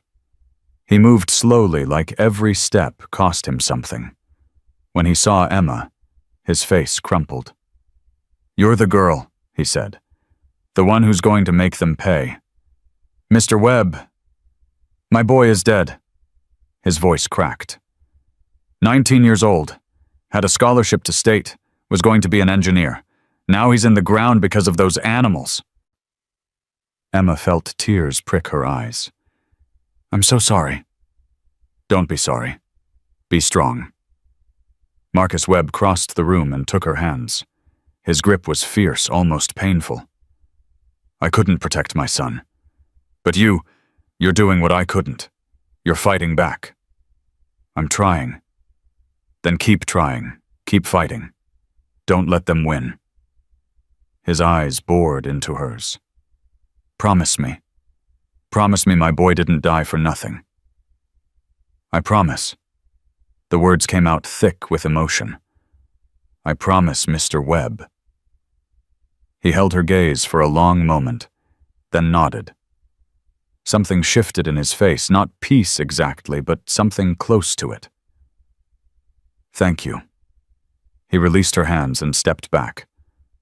"I'll be at the trial, every day. I want them to see my face. I want them to know what they took from me." After he left, Emma sat in silence, the weight of his grief pressing down on her. Stone moved to her side. "You okay?" "No." She wiped her eyes. "But I will be. I have to be." Rebecca's phone rang, shattering the moment. She answered, listened, and her face went white. "When? How bad?" A pause. "I'll be right there." She hung up and looked at Emma with something like horror. "What happened?" Stone demanded. "Clara Bennett. Someone attacked her again. At the hospital." Emma couldn't breathe. "Is she? She's alive, but barely. Someone got past security into her room. They tried to smother her with a pillow." The world tilted. Stone grabbed Emma's wheelchair handles to steady her. "Who?" Emma's voice was barely a whisper. "They don't know. Security footage is being reviewed." Rebecca grabbed her keys. "Stone, get Emma somewhere safe. I'm going to the hospital." "I'm coming with you. Emma, she's my family." Emma's voice broke. "I'm coming." The hospital was chaos. Police officers swarmed the halls interviewing staff and reviewing security footage. Clara's room was cordoned off with yellow tape. Emma pushed through until a nurse stopped her. "Ma'am, you can't." "Where is she? Where's Clara?" "She's been moved to the ICU. Only family. I am her family." Emma's voice rose. "I'm on her emergency contacts. Check your records." The nurse hesitated, then checked her clipboard. Her expression shifted. "Emma Lawson." "Yes." "She's been asking for you. Room 412. But you need to prepare yourself. She's in bad shape." Emma had thought she was prepared. She was wrong. Clara lay in the ICU bed, smaller and more fragile than ever. Her face was bruised, her neck marked with dark fingerprints where someone had tried to strangle her. A ventilator breathed for her, the mechanical wheeze the only sound in the room. "Oh, God." Emma wheeled to the bedside and took Clara's hand. "Clara. Clara, I'm here." Clara's eyes fluttered open. Recognition sparked in them, followed by fear. Her voice was barely audible. "They came back." "I know, but you're safe now. I won't let anyone hurt you again." "No." Clara's hand tightened on Emma's with surprising strength. "Not safe. None of us." "What do you mean, the man?" Clara's breathing was labored, each word an effort. "The man who attacked me. I saw his face." Emma leaned closer. "Who was it? Did you recognize him?" Clara's eyes filled with tears. "Tommy's partner, from the accounting firm." The words didn't make sense. "My father's partner, but Richard Hayes." Clara coughed, wincing with pain. "He was there. He did this." Emma's mind reeled. Richard Hayes had been her father's business partner for 15 years. He'd spoken at her parents' funeral. He'd sent flowers to Emma every year on the anniversary. "That's impossible. Richard was my father's best friend." "He was working with them." Clara's voice was fading. "Hollis, all of them. He's been covering their money for years. Tommy found out. That's why."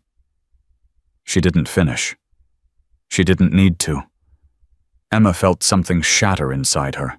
Richard is the reason my parents are dead." Clara nodded weakly. He knew everything. And now he's cleaning up loose ends." Why didn't you tell me before? I just remembered. When I saw his face, I remembered seeing him with Derek months ago before Danny died. Tears streamed down Clara's cheeks. I'm sorry. I'm so sorry. Stone appeared in the doorway, his face grim. Emma, we need to talk. Now. She squeezed Clara's hand.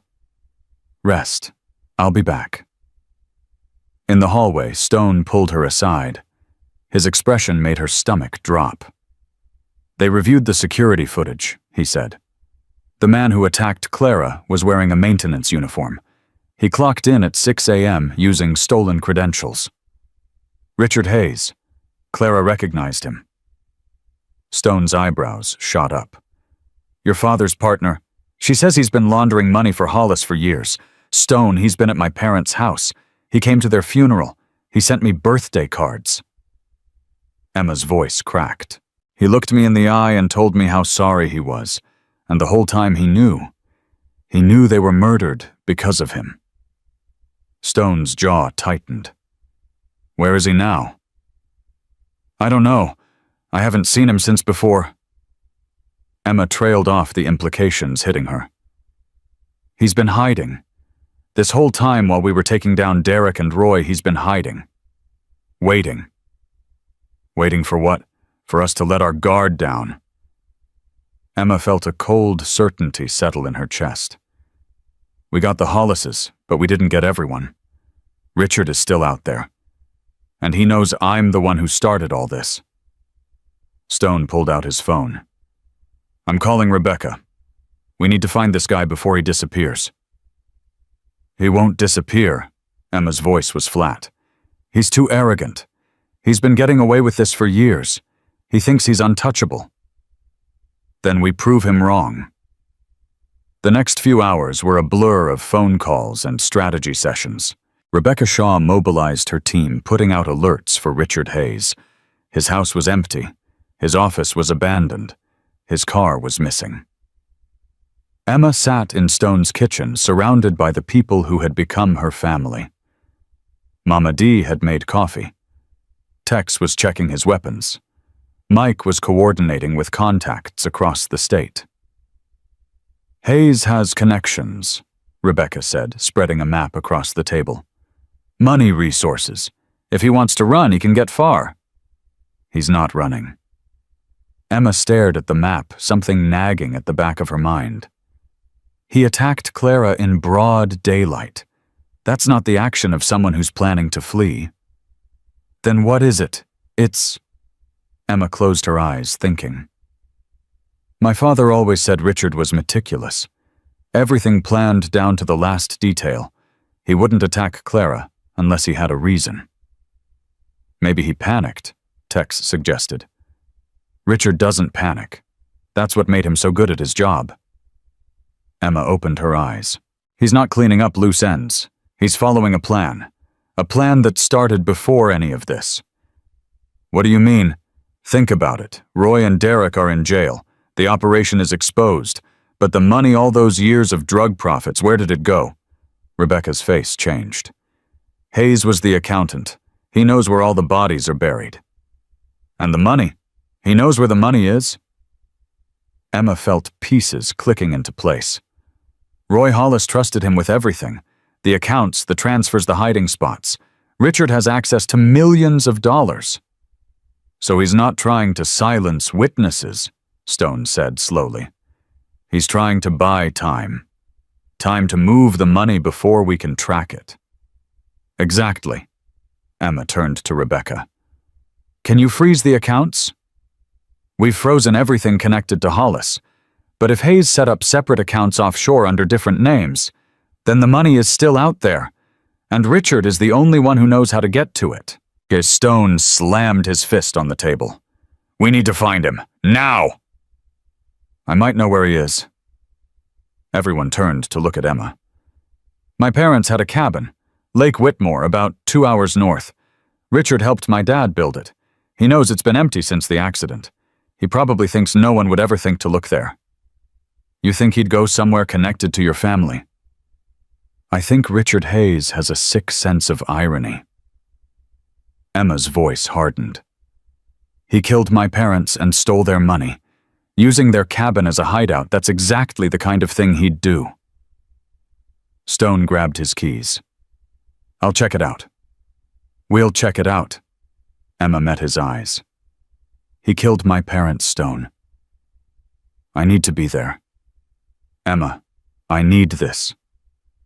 Stone looked at her for a long moment. Then he nodded. Mike Tex, you're with us. Mama D, stay here with Clara. If anything happens, I know what to do. Mama D's hand rested on Emma's shoulder. Be careful, both of you. The drive to Lake Whitmore was tense and silent. Emma watched the familiar landmarks pass by: the old mill, the covered bridge, the turnoff for the swimming hole where her father had taught her to fish. You okay? Stone asked quietly. I haven't been back here since the accident. Emma's throat tightened. I couldn't face it. All those memories. We don't have to do this. I can go alone. No. Emma straightened in her seat. I've been running from the past for 2 years. It's time to stop running. The cabin came into view as they rounded the final bend. A black sedan was parked outside. Richard Hayes was here. Stone killed the engine and turned to Emma. Stay in the truck until we secure the area. Stone. I mean it. Let us go in first. If something happens to you. He didn't finish, but Emma understood. She nodded. Stone, Mike, and Tex approached the cabin with weapons drawn. Emma watched from the truck, her heart pounding. The door opened before they reached it. Richard Hayes stepped onto the porch, hands raised. He was smaller than Emma remembered, with thinning hair and wire-rimmed glasses. He looked like an accountant. He looked harmless. I was wondering when you'd figure it out, he called. Took you long enough. Richard Hayes, you're under arrest. Stone's voice was steady. Get on your knees. Hands behind your head. There's no need for that. Richard smiled a thin, cold expression. I'm not going to run. I've been waiting for you. Waiting for us. I have information. About the money, about the operation, about everything Roy Hollis built. Information that will put away a lot of powerful people. Richard's smile widened. Information I'm willing to trade. Trade for what? Immunity. Protection. A new life, somewhere far away from here. Richard lowered his hands slightly. I'm the only one who knows where the money is. $23 million spread across accounts in 6 different countries. Without me, it disappears forever. Stone's jaw tightened. You tried to kill an old woman this morning. Clara Bennett was collateral damage, a regrettable necessity. Richard shrugged. She recognized me. I couldn't take the risk. And Tommy Lawson. Was he collateral damage too? Richard's expression flickered. Tommy was my friend, but he made a choice. He chose to be a hero instead of a survivor. That's not my fault. Emma couldn't stand it anymore. She opened the truck door and wheeled herself toward the cabin. Emma, stay back, Stone commanded. But she kept moving her eyes locked on Richard Hayes. You were at their funeral. Her voice shook with rage. You stood there and cried. You told me you'd always be there for me. Richard's smile faded. Emma, I didn't expect. You killed them. She was close now, close enough to see the sweat on his forehead. You killed my parents and then you came to their funeral and pretended to grieve. What kind of monster does that? I didn't kill anyone. Richard's voice hardened. I moved money, that's all. What Roy did with the information I gave him, that was his choice. You knew what would happen. You knew, and you did it anyway. Your father was going to ruin everything. Richard's composure cracked. 15 years of work, millions of dollars. And Tommy was going to throw it all away because he couldn't look the other way like everyone else. He was a good man. He was a fool. Richard stepped closer, and Stone raised his weapon. A fool who thought right and wrong were simple, who thought he could expose the truth and walk away. The world doesn't work like that, Emma. There are always consequences. Yeah, Emma's voice was ice. There are. She pulled her phone from her pocket and pressed a button. Rebecca, did you get all that? Richard's face went white. What? You've been recording since I got out of the truck. Emma's smile was savage. Every word, every admission, every excuse. That's you can't. Tennessee is a one-party consent state. Remember. Emma wheeled backward as Stone moved in.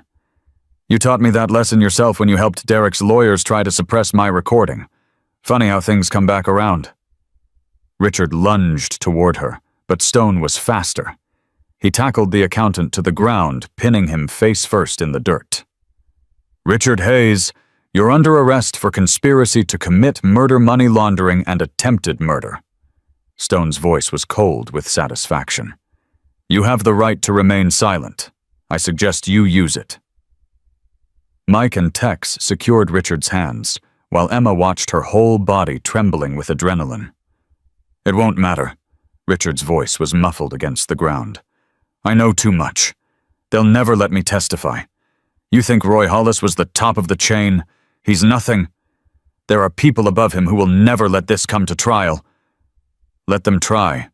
Emma leaned forward. I've already taken down your operation. I've already put your friends in jail. And now I'm going to do the same to everyone else connected to this. Every dirty cop, every corrupt politician, every person who helped cover up my parents' murder. I will find them all. Richard twisted his head to look at her. For the first time, real fear showed in his eyes.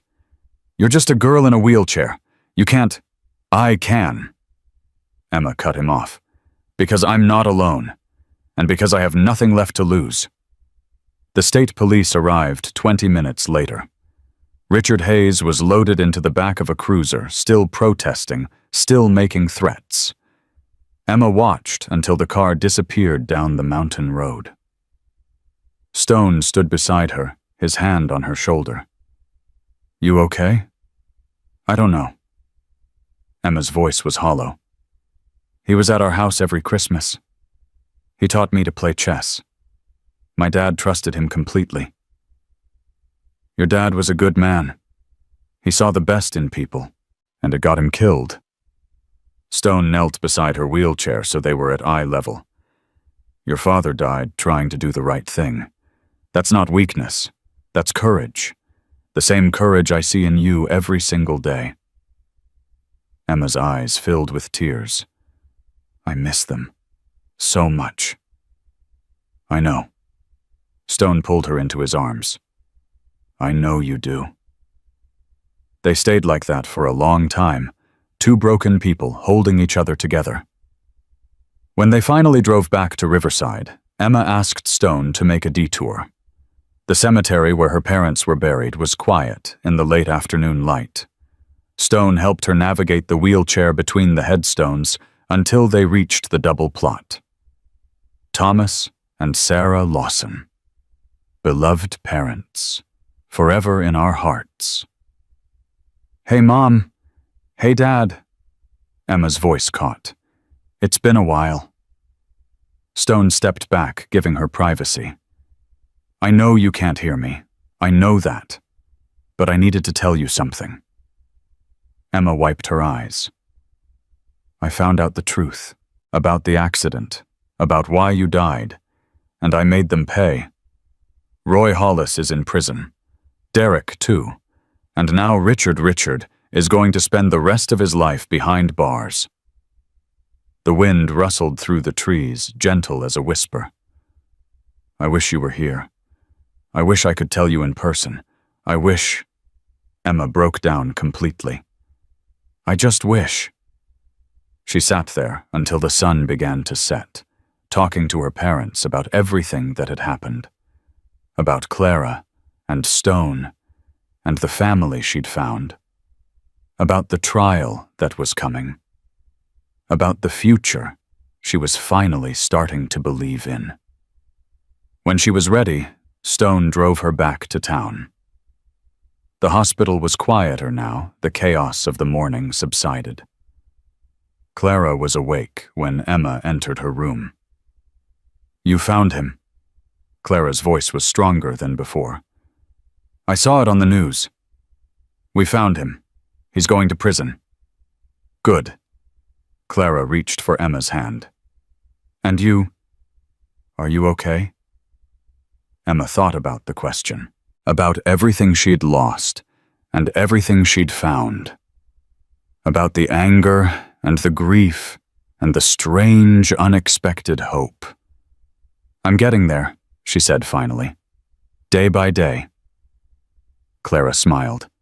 "That's all any of us can do, sweetheart." Stone appeared in the doorway, phone in hand. His expression was strange, not quite happy, not quite sad. "That was Rebecca," he said. "The judge ruled on Caldwell's motion." Emma's heart stopped. "And the recording stands, all of it. Derek's confession, Roy's statement, Richard's admission. It all comes in." Relief flooded through Emma so powerfully she nearly laughed. "It's over. Really over.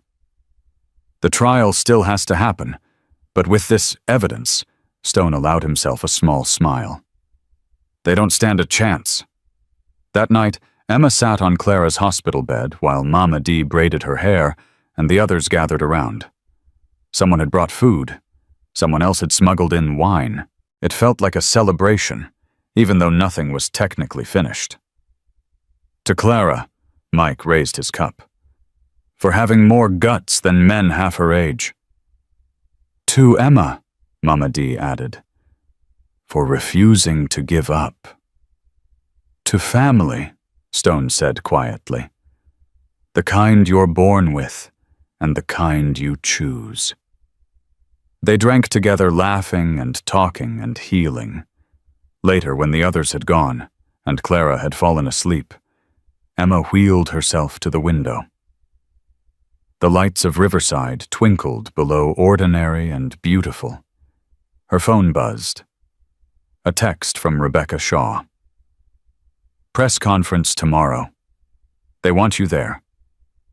You're going to be a hero." Emma stared at the message. A hero.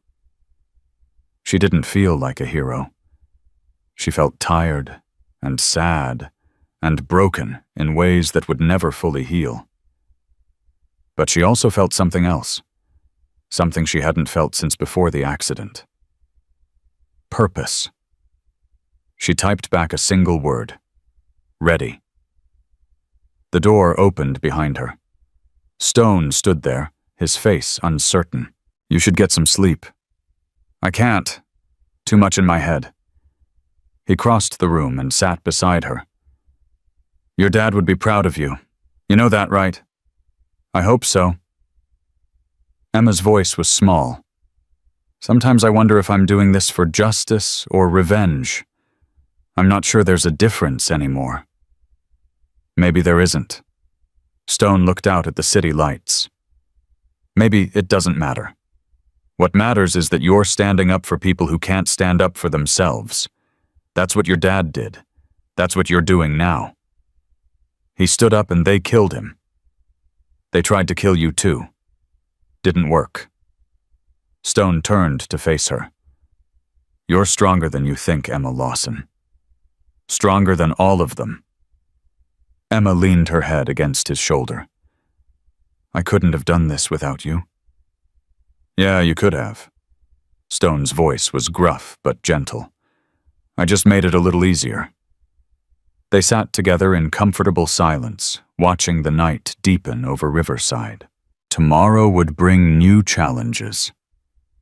The trial, the testimony, the endless questions from reporters and lawyers and strangers who wanted a piece of her story. But tonight she was safe. Tonight she was home, and tomorrow she would stand up and tell the world what happened to her parents, to Clara's grandson, to Marcus Webb's son, to every person who had ever been hurt by the Hollis family and their web of corruption. She would tell their stories, and she would make sure they were never forgotten. The phone buzzed again. This time, it was a number she didn't recognize. She answered. Emma Lawson. The voice was female, professional, unfamiliar. Who is this? My name is Patricia Webb, Marcus Webb's wife, Danny's mother. Emma's throat tightened. Mrs. Webb, I'm so sorry about your son. Thank you. There was a pause. I'm calling because I need to tell you something. Something about Danny. Something I've never told anyone. What is it? Danny kept a journal. I found it after he died, hidden in his room. He wrote about everything, the parties, the drugs, the people who supplied them.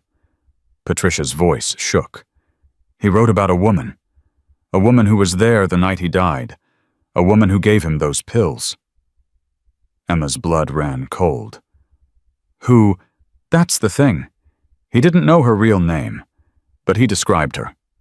Blonde hair, mid-30s, drove a red convertible. He said she called herself Angel. Emma's mind raced. Something about that description nagged at her memory. Mrs. Webb, did Danny say anything else about this woman? Just one thing. Patricia's voice dropped. He said she wasn't just a dealer. He said she was running the whole thing. Derek, Roy, all of them, they answered to her. The line went dead. Emma stared at her phone, her heart pounding. There was someone else. Someone above Roy Hollis. Someone they hadn't even known to look for. And she was still out there. Emma didn't sleep that night. She sat in Clara's hospital room, the phone still clutched in her hand, Patricia Webb's words echoing in her mind. A woman. Blonde hair. Red convertible. Called herself Angel. Someone above Roy Hollis. Someone they'd missed.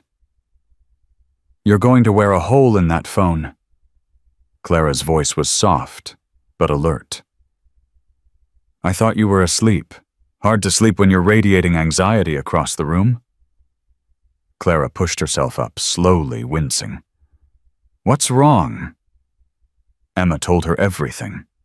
The phone call, Danny's journal, the mysterious woman who had been running the operation all along. Clara's face grew pale. Angel. Danny mentioned that name once. I thought it was a girlfriend. Do you remember anything else? No. Just... Clara's brow furrowed. Wait. There was something. A card. In Danny's wallet when they returned his things. A business card for some kind of charity. I thought it was strange because Danny never cared about charity work. Do you still have it? Everything's in a box at my house, under my bed. Clara gripped Emma's hand. Be careful, sweetheart. If this woman is as powerful as Patricia says, she's more dangerous than Derek and Roy combined. Emma called Stone at 5 a.m. He listened without interrupting, then said only 3 words. I'm on my way. By sunrise, they were at Clara's house, searching through the box of Danny's belongings. Emma found the business card tucked into a worn leather wallet. Riverside Hope Foundation, helping families rebuild. The logo was a pair of golden wings. I've heard of this organization, Stone said, studying the card. They do charity work around the county. Food drives, scholarship funds, community events. Perfect cover for money laundering. Emma flipped the card over. A phone number was handwritten on the back, along with 2 words. Call me. Who runs this foundation? Stone pulled out his phone and searched. His face changed. What? Emma demanded. the founder and executive director of Riverside Hope Foundation. Stone turned his phone toward her. Victoria Caldwell. Emma's blood went cold. Caldwell, as in Martin Caldwell, Derek's defense attorney. His wife. The pieces fell into place with sickening clarity. Victoria Caldwell, blonde, mid-30s, wealthy, connected. She would have access to everything: the lawyers, the judges, the politicians. She could make problems disappear with a phone call and a checkbook. She's been here the whole time, Emma whispered, hiding in plain sight. Running the whole operation while her husband defended the people who worked for her. Stone's jaw tightened. That's why Caldwell took Derek's case. He wasn't just a lawyer. He was protecting his wife. We need to tell Rebecca. We need proof first. If we go after Victoria Caldwell without evidence, we'll never get another chance. Emma stared at the business card. Danny's journal. Patricia said it had everything: names, dates, descriptions. That's our proof. Stone was already moving. I'll call Patricia Webb. You call Rebecca and tell her to hold off on any announcements until we know what we're dealing with. The next few hours were a blur of phone calls and coordination. Patricia Webb agreed to bring Danny's journal to Rebecca's office. The state police were mobilized, but discreetly no one could know they were looking at Victoria Caldwell until they were ready to move. Emma sat in the conference room, surrounded by evidence and allies waiting. You should eat something. Mama D set a plate of food in front of her. You've been running on fumes for days. I can't, not until this is finished. It's almost finished, honey. You've done the hard part. Have I? Emma looked up at her. Every time I think it's over, something else appears. Another layer. Another monster hiding behind a friendly face. That's how these things work. Mama D sat down beside her. Evil doesn't announce itself. It hides. It pretends to be good. But eventually the mask slips, and when it does, people like you are there to see it. Patricia Webb arrived at noon, clutching a worn leather journal to her chest. Her eyes were red-rimmed, her face drawn with grief and exhaustion. This is everything Danny wrote, she said, handing the journal to Rebecca. The last 6 months of his life. Rebecca opened the journal carefully. Emma watched her face as she read, saw the horror dawn in her eyes. My God, Rebecca breathed. It's everything, Patricia said. Names, dates, amounts, everything Victoria Caldwell did, documented by my son. Why didn't you come forward before? Because I didn't understand what I was reading. Patricia's voice cracked. I thought Danny was writing fiction, making up stories. I couldn't believe that people I knew, people I trusted, were capable of this. Victoria Caldwell is mentioned by name multiple times. Danny called her the Angel. He said she ran everything from behind her charity work. She recruited kids at community events, got them hooked on pills, then used them as dealers. Patricia wiped her eyes. She targeted children. She targeted my son. Emma felt sick. All those charity events, all those smiling photos in the newspaper, Victoria Caldwell, pillar of the community, destroyer of lives. This is enough, Rebecca said. This is more than enough. What happens now? We arrest her. Today. Before she has any idea we're coming. The arrest team assembled within the hour. State Police FBI agents who had been monitoring the case, and Rebecca Shaw herself. Emma wasn't supposed to be there, but she refused to stay behind. This is my fight, she told Stone. I need to see it end. It's dangerous. Everything's been dangerous. That hasn't stopped me yet. Stone looked at her for a long moment, then nodded. Stay in the car. Whatever happens, you stay in the car. Victoria Caldwell lived in the nicest part of Riverside in a white colonial house with a perfectly manicured lawn. The kind of house that appeared in magazines. The kind of house that hid monsters. The arrest team moved in formation surrounding the property. Emma watched from Stone's truck, her heart pounding. The front door opened. Victoria Caldwell stepped onto the porch, coffee cup in hand, wearing a silk robe and a serene smile. She looked like she was expecting guests for brunch, not a SWAT team. "Can I help you, officers?" Rebecca stepped forward, warrant in hand. "Victoria Caldwell, you're under arrest for drug trafficking, money laundering, conspiracy to commit murder, and the corruption of minors. You have the right to remain silent." Victoria's smile didn't waver. "I'm afraid there's been some mistake. My husband is Martin Caldwell. Perhaps you'd like to speak with him about whatever misunderstanding." "There's no misunderstanding." Rebecca's voice was steel. "We have documentation of every transaction you've made, every child you've exploited, every life you've destroyed. Your husband can't help you now." For the first time, something flickered in Victoria's eyes. Not fear, exactly. More like calculation. "You're making a very serious mistake," she said quietly. "I have friends in places you can't imagine.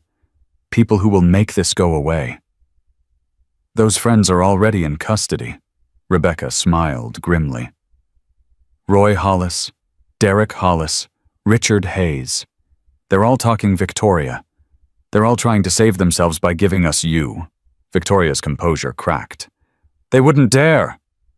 "They dared," Rebecca nodded to the officers. "Take her." Victoria struggled as they approached her coffee cup, shattering on the porch. "You can't do this. Do you know who I am? We know exactly who you are." Rebecca watched as they handcuffed her. "That's the problem." Emma sat in the truck watching the woman who had orchestrated so much suffering being led away in handcuffs. She expected to feel triumph, victory. Instead, she felt hollow. "It's over." Stone's voice was quiet beside her. "Is it? The arrests are done. The evidence is locked down. Victoria Caldwell and everyone connected to her are going to prison for a very long time." "Then why doesn't it feel like enough?" Stone was silent for a moment. "Because nothing can bring them back. Your parents, Danny, all the others. Justice doesn't undo what happened. It just makes sure it doesn't happen again." Emma wiped her eyes. "I wanted to feel better. I wanted this to fix something. Give it time." Stone reached over and squeezed her hand. "The healing comes later. Right now you're still in survival mode. How do you know? Because I've been there." His voice roughened. "After Lily died, I spent years thinking revenge would fill the hole she left. It didn't. Nothing did. But eventually the hole got smaller. The edges got softer. And one day I realized I could think about her without feeling like I was dying. Does it still hurt?" "Every day."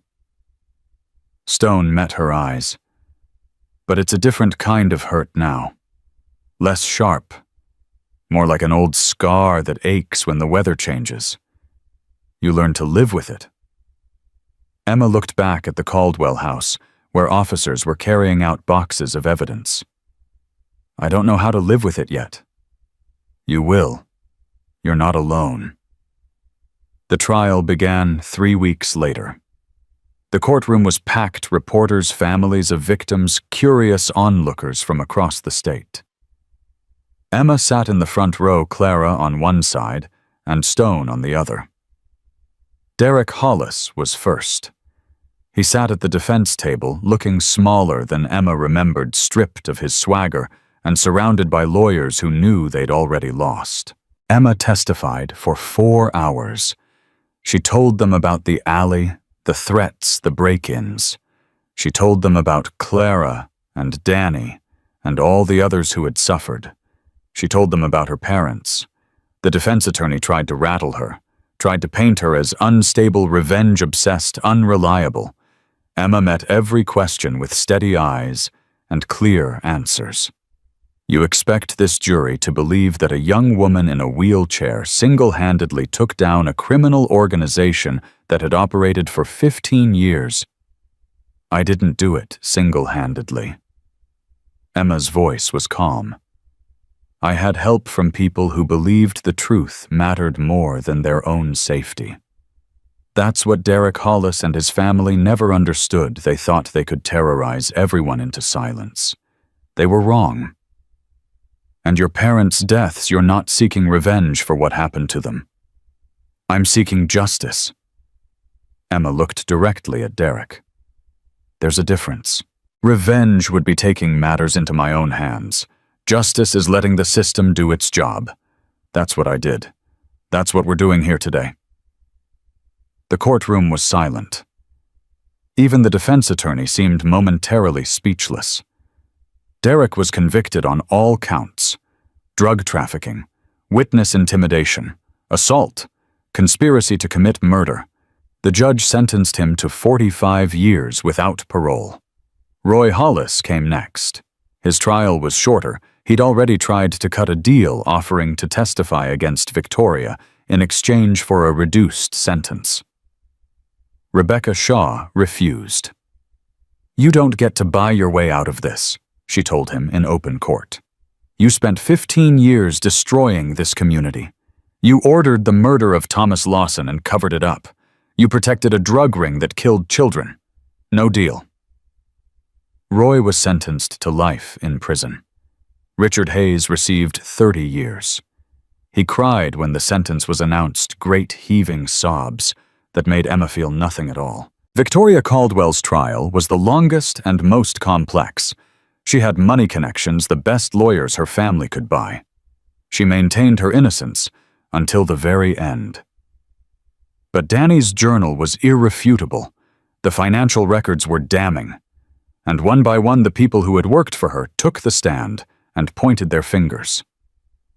Emma testified again this time about the investigation, about how they'd followed the trail from Derek's alley to Victoria's mansion. When the defense attorney suggested Emma had been manipulated by Stone and Rebecca into pursuing a vendetta against prominent citizens, Emma almost laughed. I wasn't manipulated. I was targeted. Victoria Caldwell's organization tried to kill me 3 times. They beat a 72-year-old woman nearly to death. They murdered my parents and covered it up for 2 years. Emma's voice rose. I'm not here because someone pushed me. I'm here because these people thought they could get away with destroying lives, and I refused to let them. The verdict came back guilty on all counts. Victoria Caldwell was sentenced to life in prison, plus 50 years. After the sentencing, Emma wheeled herself out of the courthouse into a wall of cameras and microphones. Reporters shouted questions from every direction. Emma, how do you feel about the verdict? What's next for you? Do you consider yourself a hero? Stone stepped forward, creating a barrier between Emma and the press. No more questions. She's been through enough. But Emma stopped him. Wait. She turned to face the cameras, taking a deep breath. I'm not a hero, she said. I'm just someone who saw something wrong and refused to look away. There are a lot of people like me out there, people who are scared, people who think they're powerless, people who believe their voices don't matter. I'm here to tell them they're wrong. She paused, gathering her thoughts. 2 years ago, I was in a car accident that took my parents and my ability to walk. I thought my life was over. I thought I would never be anything again. Then I saw 3 men threatening a woman in an alley, and I had a choice: stay silent or speak up. I chose to speak up. It cost me everything. It almost cost me my life, but it also gave me something I never expected. What was that? A reporter called out. Family. Emma's voice cracked. I found people who believed in me when I couldn't believe in myself. People who risked everything to help me fight back. I'm standing here today because of them. Not because I'm special, but because I wasn't alone. She looked at Stone at Clara in her wheelchair near the courthouse steps at Mama D, and the bikers gathered around them. If there's one thing I want people to take from this, it's that you don't have to be perfect to make a difference. You don't have to be strong or rich or powerful. You just have to be willing to try. And you have to find your people, the ones who will stand beside you when everything goes wrong. Emma turned away from the cameras and wheeled herself down the ramp. The questions continued, but she didn't look back. Stone fell into step beside her. That was quite a speech. I meant every word. I know you did. They reached Clara, who was beaming despite the tears streaming down her face. I'm so proud of you, Clara whispered, pulling Emma into a hug. So proud. We did it, Clara. For Danny. For my parents. For all of them. We did. Clara pulled back and looked at her. What are you going to do now? It was a question Emma had been asking herself for weeks. She'd been so focused on the trials, on the testimony, on making sure justice was served. Now that it was over, she felt adrift. I don't know, she admitted. Go back to work at the library, I guess. Try to have a normal life. You could do more than that. Rebecca Shaw approached her expression thoughtful. You have a gift, Emma, for research, for investigation, for connecting dots that other people miss. Have you ever thought about law school? Emma stared at her. Law school, me? Why not? You'd make an excellent prosecutor. Or a victim's advocate. Someone who fights for people who can't fight for themselves. I'm in a wheelchair. So, Rebecca smiled. Last time I checked, lawyers don't need their legs. They need their brains, and yours is exceptional. Emma didn't know what to say. The idea was so far from anything she'd imagined for herself that it seemed almost impossible. But then again, everything she'd accomplished in the last month had seemed impossible at first. Think about it, Rebecca said. No pressure. But if you decide you're interested, give me a call. I know some people. She walked away, leaving Emma staring after her. She's right, you know. Stone's voice was quiet. You've got a gift. I don't know anything about law. You didn't know anything about investigation either. You learned. Stone crouched down so they were at eye level. Emma, I watched you take on the most powerful criminals in this county and win. I watched you stare down murderers and never blink. You think you can't handle law school? It's not about whether I can handle it. It's about whether I deserve it. Deserve it? Stone frowned. What does that mean? I didn't do this alone. You did so much. Clara, Mama D, everyone. And they'll all tell you the same thing. None of this would have happened without you. Stone took her hands. Emma, your father died trying to expose the truth. Your mother died beside him. You honored their memory in a way most people could only dream of. If anyone deserves a second chance at life, it's you. Emma felt tears spill down her cheeks. I miss them so much. I know. I wish they could have seen this. I wish they knew. They know. Stone's voice was thick. Wherever they are, they know. They drove to the cemetery that afternoon. Emma, Stone, Clara, and all the others. Mama D had brought flowers. Mike had brought a bottle of whiskey, which he poured out on the grass beside the headstones. To Tommy and Sarah, he said, two of the bravest people I never met. Emma sat before her parents' graves, surrounded by the family she'd found. The sun was setting, painting the sky in shades of gold and amber. I did it, she whispered to the headstones. I finished what you started. The people who hurt you are going to prison forever. Riverside is safe again. And her voice broke.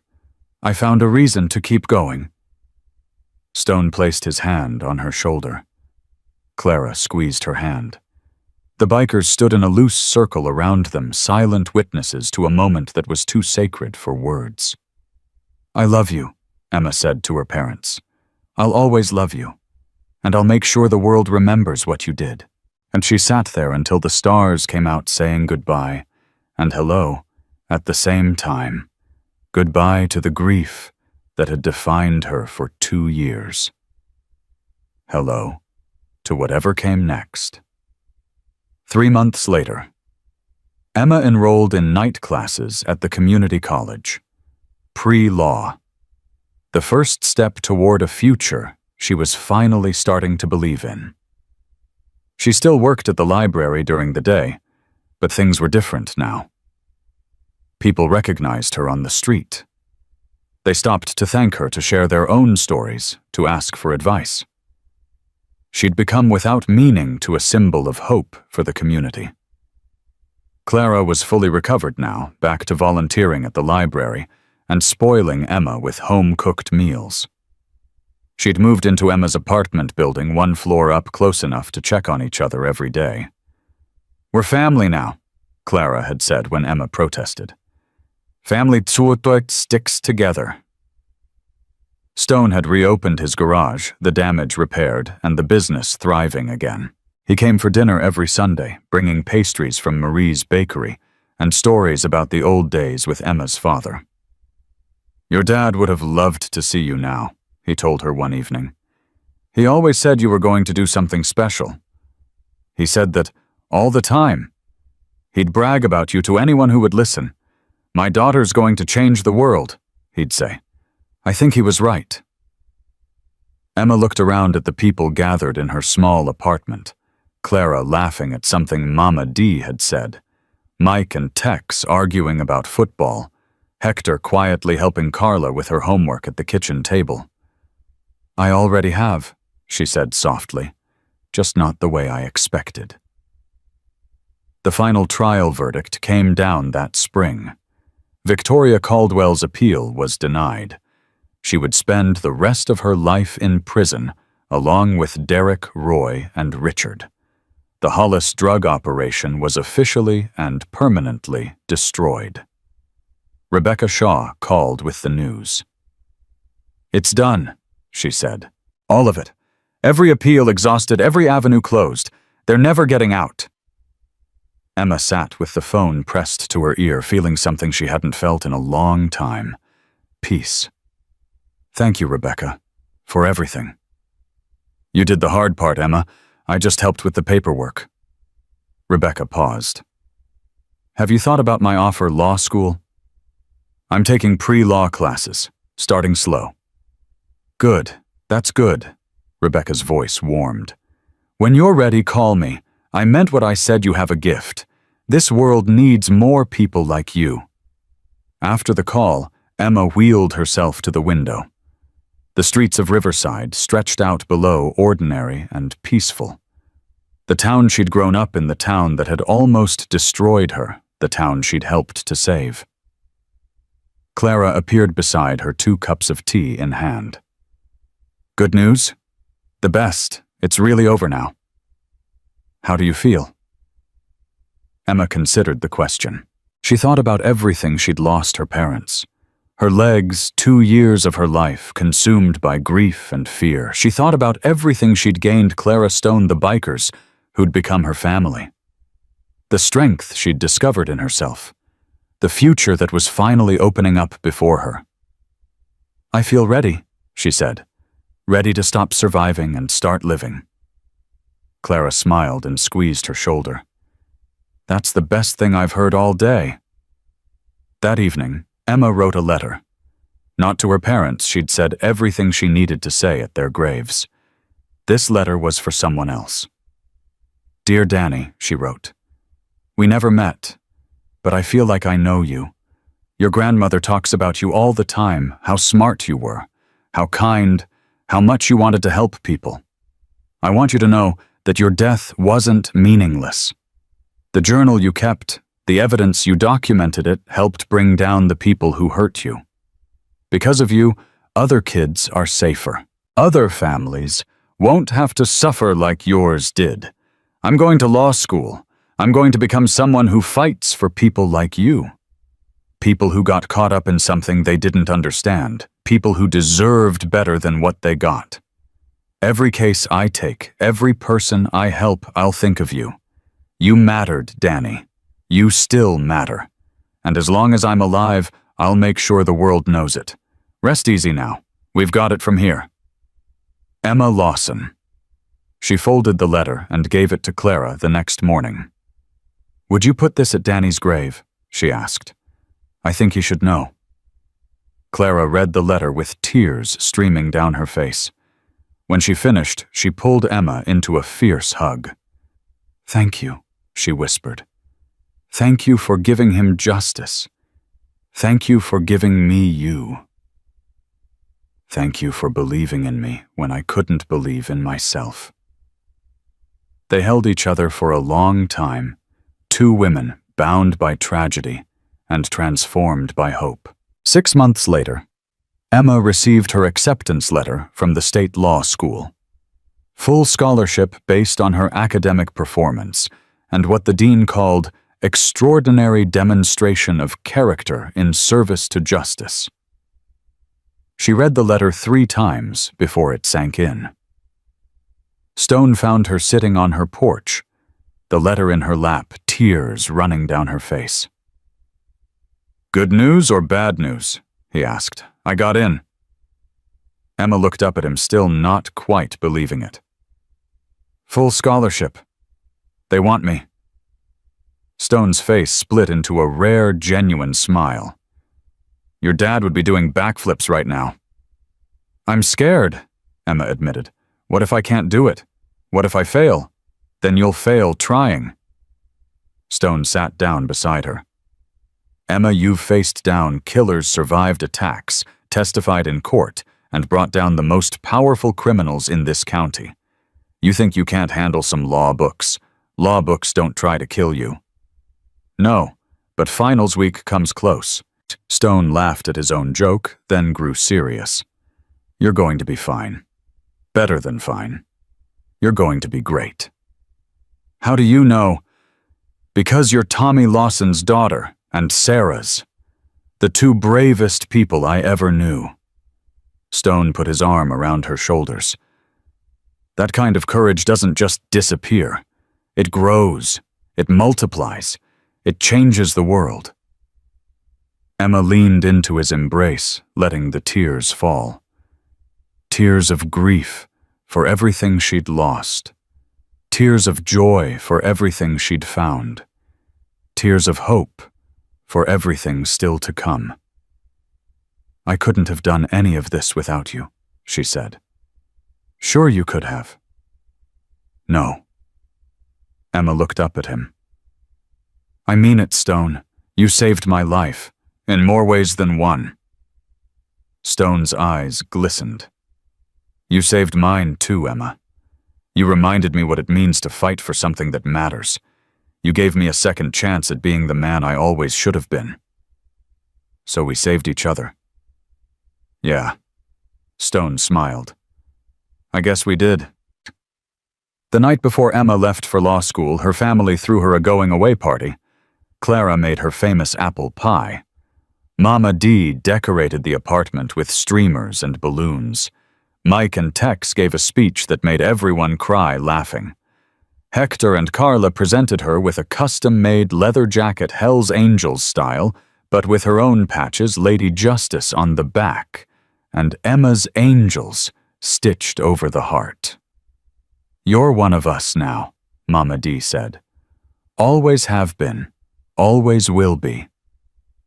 Stone gave his gift last. A simple wooden box worn with age. Inside was a photograph, a young Tommy Lawson standing next to an even younger Stone, both of them grinning at the camera, arms thrown around each other's shoulders. I found it in my storage unit, Stone said gruffly. Thought you should have it. Emma stared at the photo, at her father's face frozen in a moment of pure happiness. She'd never seen this picture before. never known this side of him. "He looks so young," she whispered. "He was. We both were." Stone cleared his throat. "That was taken right before he met your mother. He was talking about going straight making something of himself. I told him he was crazy." "What did he say?" Stone smiled. He said, "Stone, someday I'm going to have a family, and I'm going to make sure they're proud of me, whatever it takes." Emma clutched the photo to her chest. "He did. He made us so proud. And you made him proud too, every single day." Emma left for law school the next morning. Stone drove her to campus, helped her move into her accessible dorm room, and stood awkwardly in the doorway when it was time to say goodbye. "Call if you need anything," he said. "I mean it. Anything. I will. And come home for holidays. Clara will never forgive you if you miss Thanksgiving." "I wouldn't dream of it." Stone nodded, started to turn away, then stopped. "Emma. Yeah, your parents would be so proud of you. I hope you know that." Emma wheeled over and hugged him hard. "I do, because of you." She watched him drive away, her heart full of everything she'd lost and everything she'd found. Then she turned her wheelchair toward her new life and didn't look back. 3 years later, Emma Lawson graduated at the top of her law school class. Clara Stone and the entire biker family filled the audience, cheering loud enough to drown out everyone else. Rebecca Shaw was there too, offering her a job at the district attorney's office. Emma accepted on one condition: she would work exclusively on cases involving vulnerable victims. People who had been exploited, terrorized, silenced. People like she had been. "Deal," Rebecca said, shaking her hand. "Welcome to the team." On her first day of work, Emma rolled past the wall of portraits that lined the office hallway. Prosecutors who had served with distinction. Attorneys who had made a difference. At the end of the hall, a new frame had been added. Not a portrait, but a photograph. Thomas and Sarah Lawson, smiling at the camera on their wedding day. Beneath it, a small plaque read, "In memory of Thomas and Sarah Lawson, whose courage started a revolution." Their daughter finished it. Emma stopped in front of the photo, her hand pressed to her heart. "I made it, Mom and Dad," she whispered. "I made it." She took a deep breath, straightened her shoulders, and wheeled herself into the office where she would spend the rest of her career fighting for justice. Fighting for the voiceless. Fighting for everyone who had ever been told they were powerless. Because she knew the truth now. The truth her parents had died for. The truth she would spend her life defending. No one is powerless. No voice is too small. And sometimes the person who changes everything is the one nobody expected: a girl in a wheelchair who refused to look away. That night, Emma called Stone, like she did every Sunday. "How was your first day?" he asked. "Perfect, hard, terrifying, perfect," Stone laughed. "Sounds about right?" Stone, "Yeah, thank you, for saving me, for believing in me, for being my family when I didn't have one." "You always had one, Emma. You just had to find us." "I know that now." Emma smiled, looking out at the city lights. "I know." She hung up and sat in the quiet of her apartment, surrounded by law books and family photos and the jacket her biker family had given her. Outside, the world kept spinning. Cases needed to be fought. Justice needed to be served. Lives needed to be saved. But tonight, Emma Lawson simply breathed, simply existed, simply lived. She had survived the worst. She had found the best. And tomorrow she would wake up and do what she was born to do, fight for the people who couldn't fight for themselves. Just like her father. Just like her mother. Just like the Hell's Angel who had appeared in an alley and changed everything. Some people wait their whole lives to find their purpose. Emma Lawson had found hers at her lowest moment, surrounded by enemies unable to move. And she had risen, not in spite of what happened to her, but because of it. Not alone, but surrounded by family. Not as a victim, but as a warrior. This is what it means to survive, not just to endure, but to transform. Not just to live, but to matter. Emma Lawson mattered. Her parents mattered. Danny and Clara and all the others who had suffered, they mattered. And the people who had hurt them would spend the rest of their lives knowing that a girl in a wheelchair had destroyed their empire, exposed their crimes, and built something beautiful from their ashes. Justice had won. Hope had won. Love had won. And that was enough. That was everything. That was the end of one story and the beginning of another. Because heroes aren't born in moments of triumph. They're forged in moments of desperation tempered by loss and revealed when they refuse to give up. Emma Lawson never gave up, and she never would. Thank you for watching this story all the way through. If this touched your heart, please share what city you're watching from and your favorite moment in the comments below. Your support means everything. Until next time, remember, you are never as powerless as you think. Keep fighting, keep hoping, keep believing. The world needs more people like you.